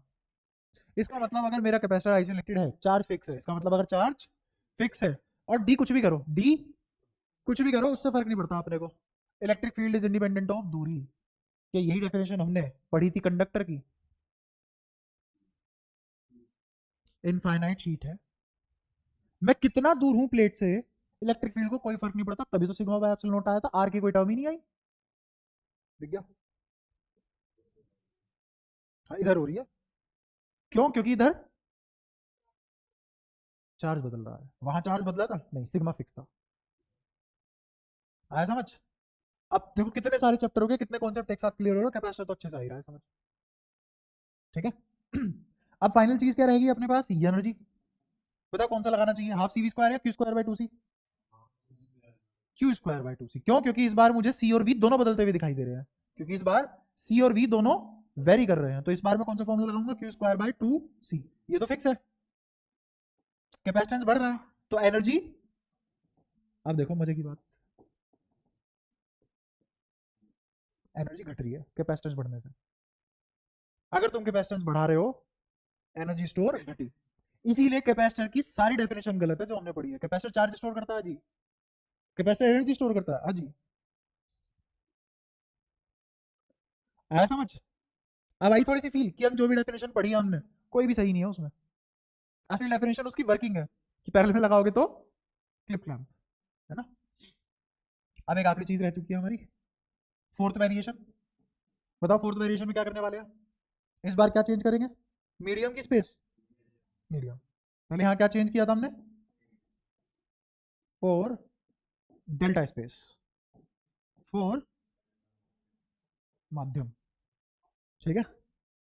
फिर से शुरू हो जाते हैं अपना, ठीक है, अपने को सी बराबर है एप्सिलॉन नॉट बाय डी, तो मुझे पता है जैसे ही तुमने मीडियम बढ़ाया, जैसे ही तुमने मीडियम बढ़ाया तो सी बढ़ेगा, ये तो बात तय है। अब आते हैं बाकी चीजों पे, उसके बाद क्या देखेंगे हम, सी तो बढ़ गया, अब पोटेंशियल किसकी बारी आएगी, पोटेंशियल की बारी आ जाएगी। तो Q equals to C V, Q है फिक्स्ड, क्यू है V और C, C तो V को तो क्या लिख सकते हैं, V डिक्रीज, ठीक है। अच्छा अब इलेक्ट्रिक फील्ड के बारे में चर्चा कर लेते हैं, E इक्वल्स टू अगेन किसके बराबर,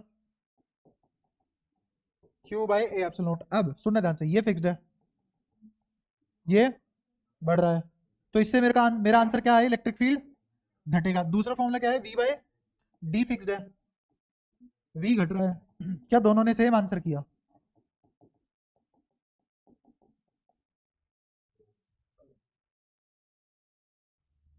मीडियम बदलने से ही घट गया, मीडियम बदलने से तो जो हमने यहाँ सीखा था वो गलत हो गया।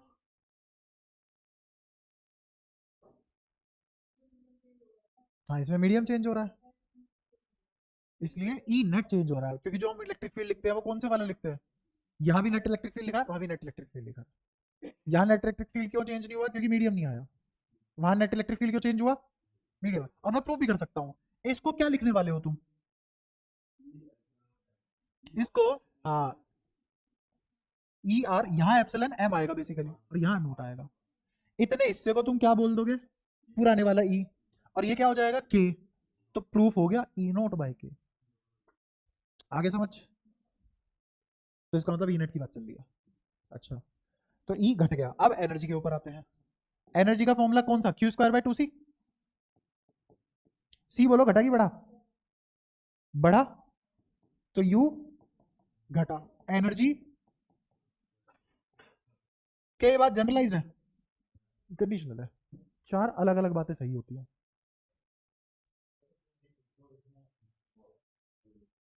हाँ, इसमें डी फिक्स है, इसमें वेरी कर रहा है, क्योंकि इसमें मीडियम फिक्स है और इसमें मीडियम वेरी कर रहा है। अरे इसमें मीडियम वेरी कर रहा है, इसमें मीडियम फिक्स है, यही तो बोल रहा हूँ उल्टा। इसमें डी फिक्स है, अच्छा सॉरी सॉरी, इसमें डी घट रहा है, इसमें फिक्स है। ठीक है, तो चार अलग अलग बातें समझ आई। अभी भी एक कंक्लूजन और है जो शायद मेरे को बताना नहीं चाहिए, बट फिर भी मन तो कर रहा है, सुनना चाहते हो? ठीक है, इलेक्ट्रिक फील्ड का एनर्जी से कोई लेना देना नहीं है। दिल पे लगेगी ये बात तुम्हारे, ऐसा लगेगा धोखा हो गया, सब गलत पढ़ लिया हमने। मैं कह रहा हूँ इलेक्ट्रिक फील्ड का एनर्जी से कोई लेना देना नहीं है, वैसे भी। हाँ, क्योंकि जो हम पढ़ रहे हैं वो इलेक्ट्रिक फील्ड है, इलेक्ट्रिक फील्ड इंटेंसिटी है। ये भी जो हमने लिखी हुई है हर जगह इलेक्ट्रिक फील्ड इंटेंसिटी है, इलेक्ट्रिक फील्ड है। तो let me correct my word और make my statement better. Electric field intensity से, इलेक्ट्रिक फील्ड इंटेंसिटी से एनर्जी का कोई लेना देना नहीं है।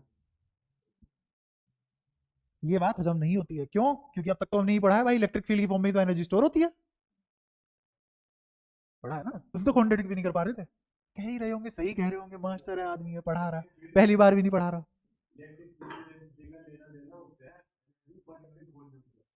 इलेक्ट्रिक एनर्जी पर यूनिट, उसका तो एनर्जी डेंसिटी से है लेना देना, और एनर्जी डेंसिटी का लेना देना एनर्जी इंटेंसिटी से है ही नहीं। मेरा ये कहना है कि एनर्जी, एनर्जी और इलेक्ट्रिक फील्ड इंटेंसिटी का कोई लेना देना नहीं है आपस में, ये यहाँ मरे कोई मतलब नहीं इन दोनों को। और हम ये पढ़ते हुए आ रहे हैं अब तक कि energy stored in the form of electric field, तो हमने दोनों में से कोई एक तो बात गलत पढ़ ली, या तो पिछले वाली या अब गलत पढ़ रहे हैं, है ना? मजे की बात ये अगर मैं बोलूं दोनों ही बातें सही हैं, ऐसा बहुत बार करते हैं ना, बहुत बार कर चुका हूं मैं तुम्हारे ऐसे करते ही रहते हैं, तभी तो कॉन्सेप्ट अच्छे से बिल्ड होते हैं। तो कैसे, मैं कैसे कह पा रहा हूं यहां तो पक्की बात गलत नहीं है, क्यों गलत नहीं है? खुद देखो ध्यान से, इलेक्ट्रिक फील्ड बढ़ रहा है, एनर्जी बढ़ रही है ना, इक्वल टू नहीं इंप्लाइज एनर्जी बढ़ रही है लेकिन इलेक्ट्रिक फील्ड सेम है, बिहेवियर की बात कर रहे हैं। एनर्जी घट रही है, इलेक्ट्रिक फील्ड सेम है, एनर्जी घट रही है, इलेक्ट्रिक फील्ड घट रहा है, कुछ भी हो रहा है,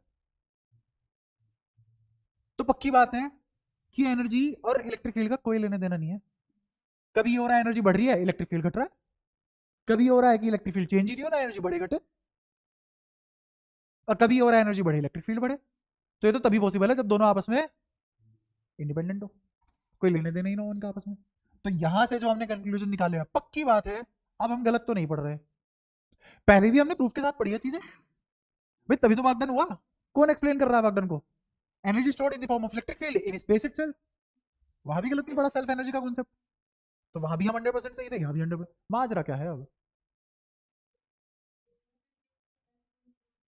ये वो एनर्जी है जो, कौन सी वाली?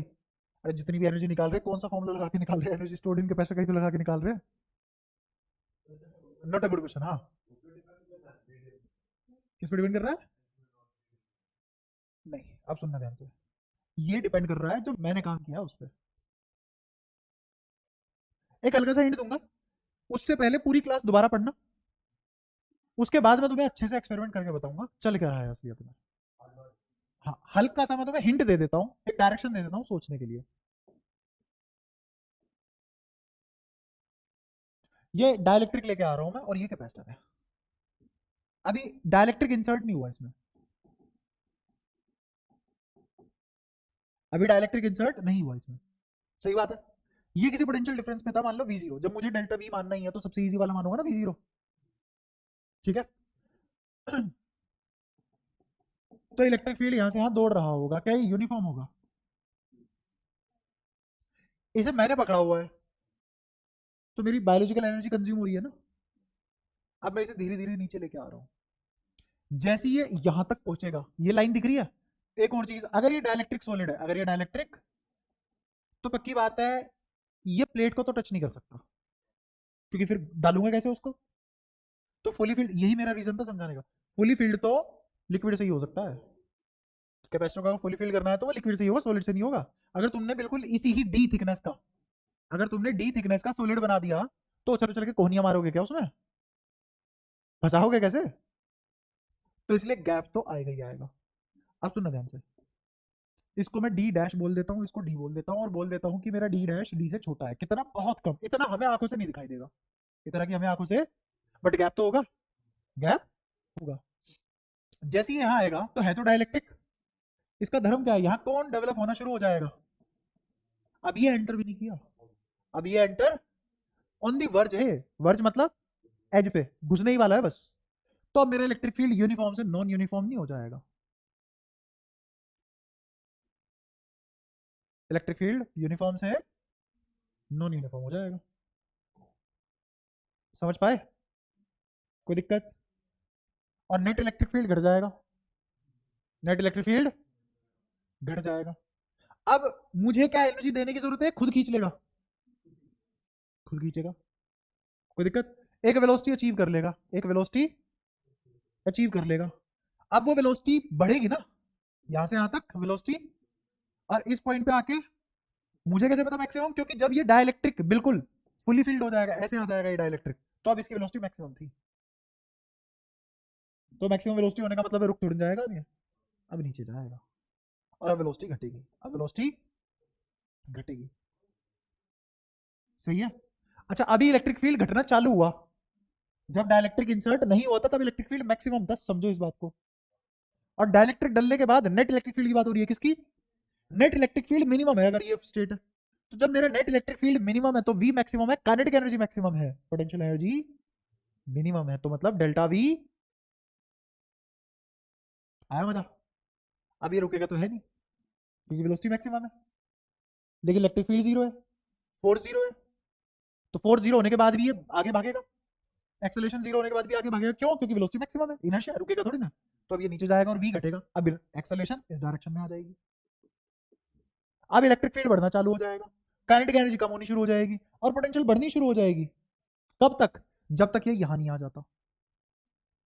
अब फिर से ये वाला खेल चालू हो जाएगा कि अब electric field non uniform, electric field घटना चालू हो जाएगा, काइनेटिक एनर्जी मैक्सिमम होनी चालू हो जाएगी, डेल्टा वी मिनिमम होनी चालू हो जाएगी, अब ये ऑसिलेट करेगा। मैंने तुम्हें डायरेक्शन दे दी सोचने को, जो यहाँ जितने भी लूप होल्स बचे हैं थ्योरेटिकली अंडरस्टैंड करने के लिए, वो सारे लूप होल इन बातों में छुपे हुए हैं। तुमने सिर्फ ये स्टेट देखी है कि एक खाली कैपेसिटर और फिर ये भरा हुआ कैपेसिटर। मैं कह रहा हूँ इन दो स्टेट के बीच में कभी तो दुनिया के कुछ पल आए होंगे, वो कीमती पल में क्या हो रहा है उन्हीं में ही आंसर है। डायइलेक्ट्रिक टेलीपोर्ट नहीं होता है ऐसे नहीं होता, यहां से यहां जाने में कोई तो ट्रांजिशन आया होगा, कुछ तो मोमेंट्स लगे होंगे। हाँ बता। कंजर्व्ड है, कांस्टेंट नहीं, कंजर्व्ड है, फॉर्म तो चेंज कर रही है ना, मेरी बायोलॉजिकल एनर्जी वर्क डन में कन्वर्ट हो गई, इलेक्ट्रिक फील्ड दे गई, और इलेक्ट्रिक फील्ड गायब भी कर गई। पहले खुद से सोचना इस डायरेक्शन में, मैं तो फिर एक एक जैसे मैंने यहाँ देखो पॉइंटर लगवा लगवा कितनी डिटेल में बढ़िया तरीके से लिखवा दिया, समझा दिया, ऐसे ही मैं यहाँ पे भी पॉइंटर बना बना के बढ़िया तरीके से समझा दूंगा, बट एक बार खुद सोचोगे तो जल्दी हो पाएगा वो काम, दिमाग खा जाओगे तुम। पहले ये पूरा पढ़ना जितना पढ़ा है, ताकि इनमें तुम्हें कोई कंफ्यूजन ना रहे, ये तुम्हें बिल्कुल कंटेस्ट होने चाहिए सारी पैरामीटर, कब कहा किसके बदलने से क्या हो रहा है। लेकिन तुम्हें अब ये तो बताया साला कैपेसिटर इतना हीनियस आदमी है कि डेफिनेशन नहीं बनती इस आदमी की, ये डिजर्व नहीं करता डेफिनेशन। हाँ, थर्ड वाले केस में इसमें हाँ मीडियम फिक्स है, डी घट रहा है, डी फिक्स है, मीडियम बदल रहा है। ठीक है, सोचना समझना इन बातों को, है ना, आराम से टाइम लेके सोचना समझना। और एक बार ये जो एनर्जी वाला कॉन्सेप्ट मैंने तुम्हें समझाया, ये वाला लॉस ऑफ एनर्जी वाला, ये भी तमीज में पढ़ते आना, क्योंकि नेक्स्ट क्लास में मैं इसको बैटरी के साथ भी लगाऊंगा, कैपेसिटर को कैपेसिटर के साथ भी लगाऊंगा, कुछ अच्छे क्वेश्चन भी करवाऊंगा एनर्जी लॉस के ऊपर, और फिर एक असली फॉर्मूला भी बताऊंगा एनर्जी लॉस का क्या होता है, वो अपने आप ही आएगा क्वेश्चन करते करते। और एक ये वाली चीज पता कर लेना, सही से इस पे कंटेस्ट दिमाग में होना चाहिए, आंख बंद करके कुछ भी पूछो तुरंत आ जाना चाहिए आंसर, तब जाके मैं तुम्हें ये थ्योरी 5-10 मिनट में क्लियर करवा दूंगा, वरना अभी तुम आधा घंटा फूक दोगे और ज्यादा भी फूक दोगे, टैलेंट है तुम्हारा। अब पक्की बात है, हाँ जेन्युइन डाउट।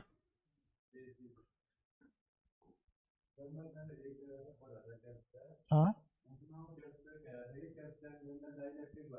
कैपेसिटर में डाइलेक्ट्रिक भरा होता है मान लो, हाँ डाइलेक्ट्रिक को जैसे ही बैटरी में लगा दिया, डाइलेक्ट्रिक को चार्ज दिया, अलग से चार्ज दिया है, कैपेसिटर के थ्रू चार्ज दिया है। हाँ तो ये बोलना कैपेसिटर को, डाइलेक्ट्रिक को तो कैसे भी चार्ज दिया जा सकता है आंसू। दुनिया में करतूतें एक से एक होती है।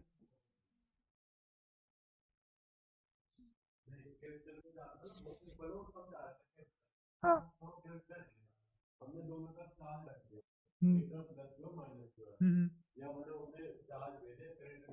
हम्म हम्म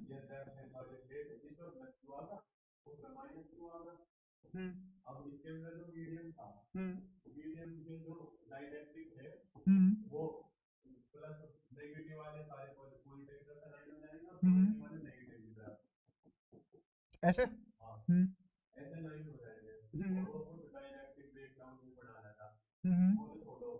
डायरेक्ट्रिक ब्रेकडाउन कुछ नहीं है, पोलराइजेशन ही है। हाँ बताओ। हाँ हाँ हम्म हम्म हम्म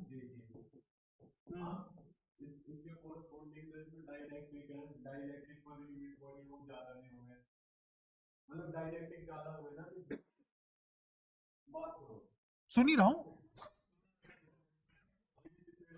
हाँ अच्छा, अगली सिचुएशन में डी आधा कर दिया। हाँ हाँ बिल्कुल, वॉल्यूम कम हो गया, बिल्कुल सही बात है। हाँ बिल्कुल। हाँ हाँ हाँ हाँ हाँ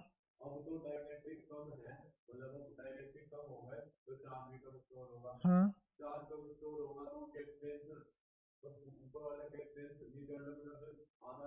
हम्म। हाँ अब ये सारी बातें गलत है, एक एक करके सही करता हूँ, क्योंकि सोच ही बहुत गलत रहा है। पहली चीज, इस डाइलेक्ट्रिक का चार्ज कंपोजिशन से कोई गोबर लेना देना नहीं। चार्ज इकट्ठा करने का काम करंट का है, डाइलेक्ट्रिक से उसका कोई मतलब नहीं है। समझ में आ रहा है? आई का मतलब आर से होता है, कैपेसिटर से कोई मतलब नहीं है आई को, वो तो लाके उड़ेल देगा। पहली चीज। दूसरी चीज, तूने वॉल्यूम कम करा है, तो तू ये क्यों देख रहा है डाई इलेक्ट्रिक जितने स्पेस में भरा हुआ था वो स्पेस कम हुआ है। तू ये क्यों नहीं देख रहा कि अब कम स्पेस में उतने ही डायपोल मोमेंट है जितने पहले ज्यादा स्पेस में थे। अरे वॉल्यूम कम हुआ, डायपोल मोमेंट कम थोड़ी ना हो गई। पेयर तो उतनी बनेंगे आज भी, पेयर तो आज भी उतने ही बनेंगे ना, पेयर थोड़ी ना घट जाएंगे। पेयर तो एरिया पे डेवलप होगा ना।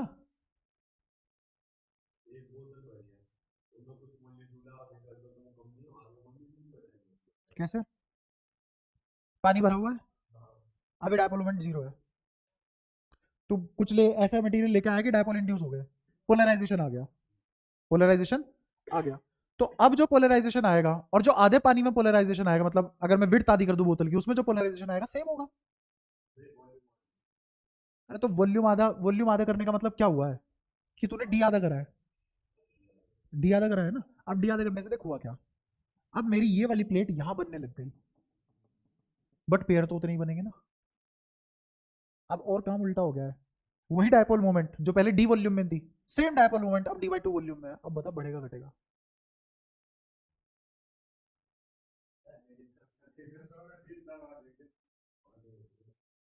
तुझे दिक्कत पता है क्या है, तू ये एक्सेप्ट नहीं कर पा रहा कि चार्ज का इस डी से कोई लेना देना नहीं है। तू ये एक्सेप्ट नहीं कर पा रहा। मैं कह रहा हूं चार्ज आई की वजह से डेवलप हो रहा है, बैटरी की वजह से डिपॉजिट हो रहा है, और तो कोई रीजन नहीं है। बोले नहीं है ना। तो तू इस डी को जीरो कर ले, आधा कर ले, इनफाइनाइट कर ले, चार्ज तो उतना ही आएगा, और उसी के हिसाब से तो इंडक्शन आएगी। इंडक्शन किसकी वजह से आया है? इन चार्ज की वजह से।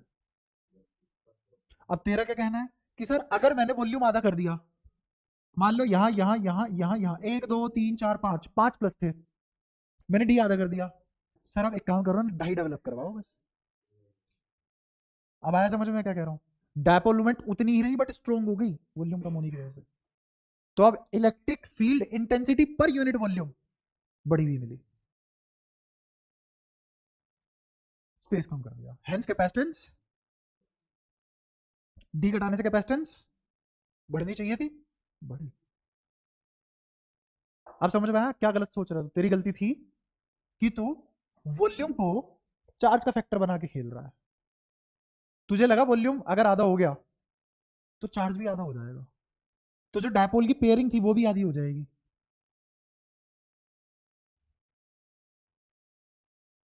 एक एक एग्जैक्ट वर्ड तेरे ध्यान से सुना है मैंने, तूने यही बोला है, इसीलिए मैंने बीच में इंटरप्ट नहीं किया। हाँ लिमिट होती है मीडियम की। हाँ तो डी कम करता चला जा, डी जीरो कर दे, अब कैपेसिटर ही नहीं बचा, अब एक प्लेट आ गई बस, इधर भी इलेक्ट्रिक फील्ड इधर भी इलेक्ट्रिक फील्ड, कैपेसिटर ही नहीं है वो। और अगर कैपेसिटर है भी, क्योंकि हमने ये देखा है कि एक स्फीयर कैपेसिटर होता है बट अथू वाला होता है, same goes for this, parallel plate capacitor है बट एक ही है प्लेट।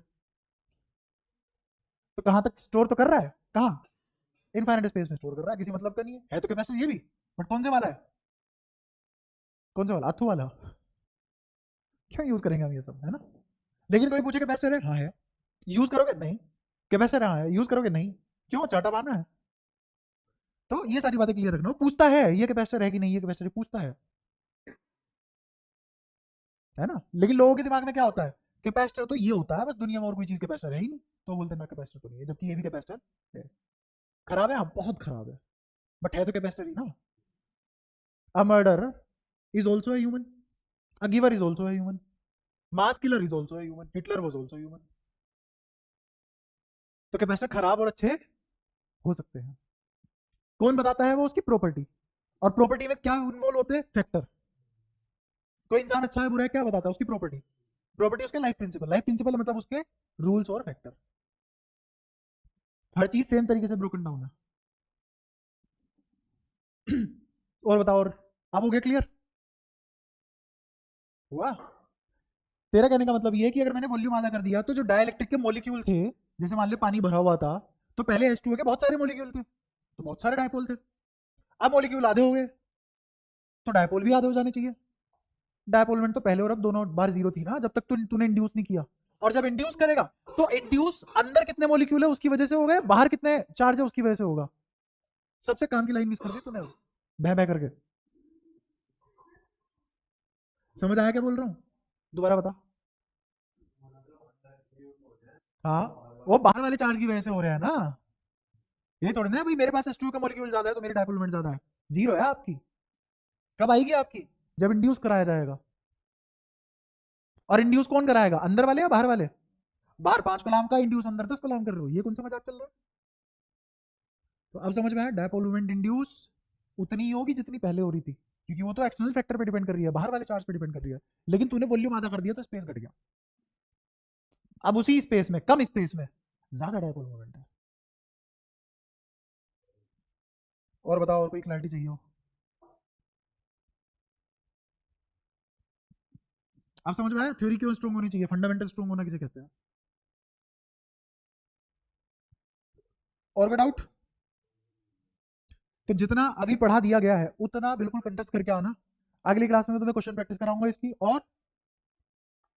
और ये वाली चीज समझाऊंगा, और फिर क्वांटम मैकेनिक्स का एक थोड़ा सा रोल भी बताऊंगा कि इंटेंसिटी और एनर्जी का कोई लेने देना होता नहीं है आपस में। हाँ, फिर इसकी मदद मुझे कहाँ मिलेगी, photo electric effect, quantum mechanics पढ़ेंगे ना, न्यूक्लियर फिजिक्स, मॉडर्न फिजिक्स, कहने को मॉडर्न है, 300 साल पुरानी है। मॉडर्न क्यों है, कितनी बार भी पढ़ लो आज भी ऐसी लगता है यार क्या चीज पढ़ी है, एकदम नहीं, तो इसलिए उसका नाम मॉडर्न फिजिक्स है। आगे आने वाले 1000 2000 पता नहीं कितने साल, कुछ भी, कितने इंसानियत कितनी भी देर तक जिंदा रह ले, उसको हमेशा ऐसी लगेगा यार नई चीज है, मरते दम तक, इसीलिए उसका नाम मॉडर्न फिजिक्स है। कितनी बार भी पढ़ लो हमेशा नहीं लगती है, जितनी बार पढ़ोगे उतनी बार नहीं लगेगी, पुरानी होती ही नहीं। वहीं भी क्लासिक में लगे, एक बार पढ़ लो, 2 बार पढ़ लो, तीसरी बार ही ऐसे हो जाता है यार सब आता तो है, क्या पढ़ ले, सब पुराना है बस। मॉडर्न में नहीं होता ऐसा, जितनी बार पढ़ोगे हर बार अलग बातें आएंगी, हर बार नई चीजें आएंगी। 5000 बार एक्सपेरिमेंट करोगे, 5000 अलग अलग दिमाग खराब करेंगे, अलग अलग आउटकम आएंगे, ठीक है। तो यहीं पे मैं तुम्हें थोड़ा थोड़ा सा बेसिक क्लियर करते चलूंगा, नींव बिठाते चलूंगा दिमाग में कि intensity is not a function of energy, energy और इंटेंसिटी का आपस में कोई लेना देना नहीं है, एनर्जी का फ्रीक्वेंसी से लेना देना है, ठीक है। फिर उसके बाद हम एनर्जी लॉस वाले क्वेश्चन करेंगे। फिर एक आखिरी चीज रह जाएगी कैपेसिटर में, कैपेसिटर चार्जिंग और डिस्चार्जिंग। यहाँ पे चार्जिंग डिस्चार्जिंग एक लीनियर फैक्टर नहीं है बल्कि एक्सपोनेंशियल है, और उसमें इक्वेशन आएगी एक, रिलैक्सेशन टाइम भी आएगा जो मैं पढ़ा चुका हूँ करंट इलेक्ट्रिसिटी में। इसीलिए करंट इलेक्ट्रिसिटी पहले पढ़ाना मेरी मजबूरी थी, क्योंकि वो वहां की बहुत सारी बातें यहाँ यूज होंगी। लीनियर मतलब डायरेक्टली प्रोपोर्शनल, एक चीज बढ़ रही है दूसरी चीज घट रही है, या दूसरी चीज बढ़ रही है तो पहली चीज बढ़ रही है ना। एक्सपोनेंशियल होता है कि वो e to the power something के हिसाब से वेरी करती है। तो वो समझाऊंगा मैं, सब चीज समझ में आएगी, डेरिवेशन दूंगा तुम्हें कि एक्सपोनेंशियल फैक्टर आया क्यों वहां। ठीक है, तो ये सारी बातें करेंगे हम। ये होते ही अपना कैपेसिटर खत्म हो जाएगा फाइनली। एक चीज मैं कैपेसिटर में छोड़ रहा हूं, circuit combination of capacitor, parallel और सीरीज। कि सी इक्विवेलेंट निकालते कैसे हैं, सी इक्विवेलेंट निकालते कैसे हैं? क्या वो तुम खुद कर लोगे? कैसा है? बिल्कुल रेजिस्टर जैसा। एनालॉजी और थ्योरी और कंटेम्पलेटिंग पार्ट सारा का सारा कैसा है? रेजिस्टर जैसा है ना, लेकिन थीम जस्ट उल्टी है। कोई दिक्कत? ठीक है, पढ़ के आना भाई, बहुत ध्यान से पढ़ के आना अगली क्लास में। हाँ बिल्कुल।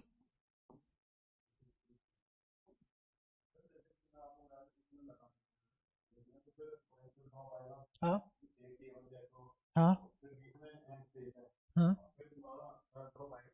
हाँ, ड्रॉप आएगा, स्पेस में भी ड्रॉप आएगा, क्यों नहीं आएगा? स्पेस में इलेक्ट्रिक फील्ड लाइन दौड़ेगी, ड्रॉप आएगा। डायइलेक्ट्रिक तो बल्कि उस ड्रॉप को कम करता है, स्टेबल करने की कोशिश करता है। वो चाहता है कि मेरा डेल्टा वी किसको अप्रोच करे? जीरो। किसकी इच्छा है? डायइलेक्ट्रिक की। और इसी को तो बोलते हैं डेल्टा वी जीरो को अप्रोच करना, वी कांस्टेंट होना। और इसी को तो बोलते हैं वी बदलने से रोकना। नहीं, अंदर तो मैं कुछ किसी भी तरीके से कोई भी वैल्यू अचीव कर सकता हूँ ना।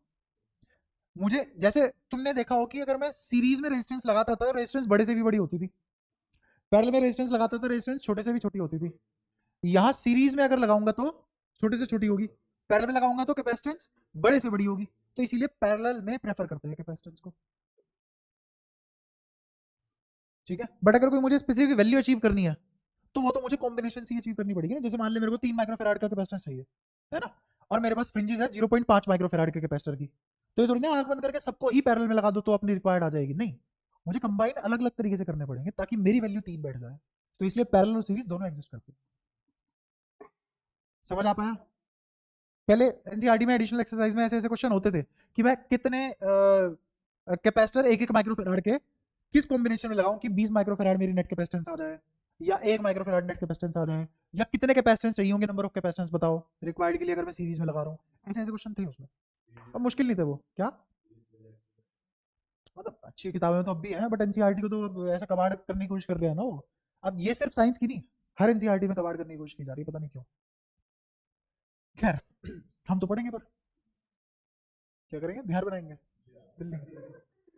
देख मैं तो नहीं मानता यार बिहार खराब स्टेट है, तो मैं ये भी नहीं मानता दिल्ली खराब स्टेट है। स्टेट थोड़ी ना खराब होता है, जगह थोड़ी ना खराब होती है, लोग खराब होते हैं। दिल्ली का कौन सा बढ़िया है? नीचे जा, तुझे एडजेक्टिव के नाम पे अब्यूज ना मिले।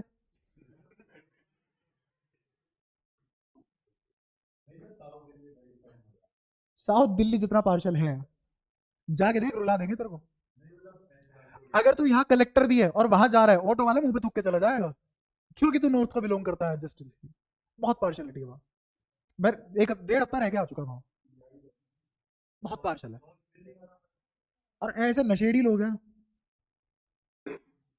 नहीं, ये नहीं लाना इसका आंसर, इसका आंसर कुछ और लाना है, नहीं कर पाऊंगा। इसको पूरे को सोल्व करके एलसीएम ले ले। हाँ, एलसीएम लेने के बाद पता है क्या आएगा? एलसीएम लेने के बाद आएगा हाफ C1 C2 अपॉन में C1 plus C2 bracket closed, bracket में V1 प्लस V2 का होल स्क्वायर। नहीं, एनर्जी लॉस का पूछ लिया।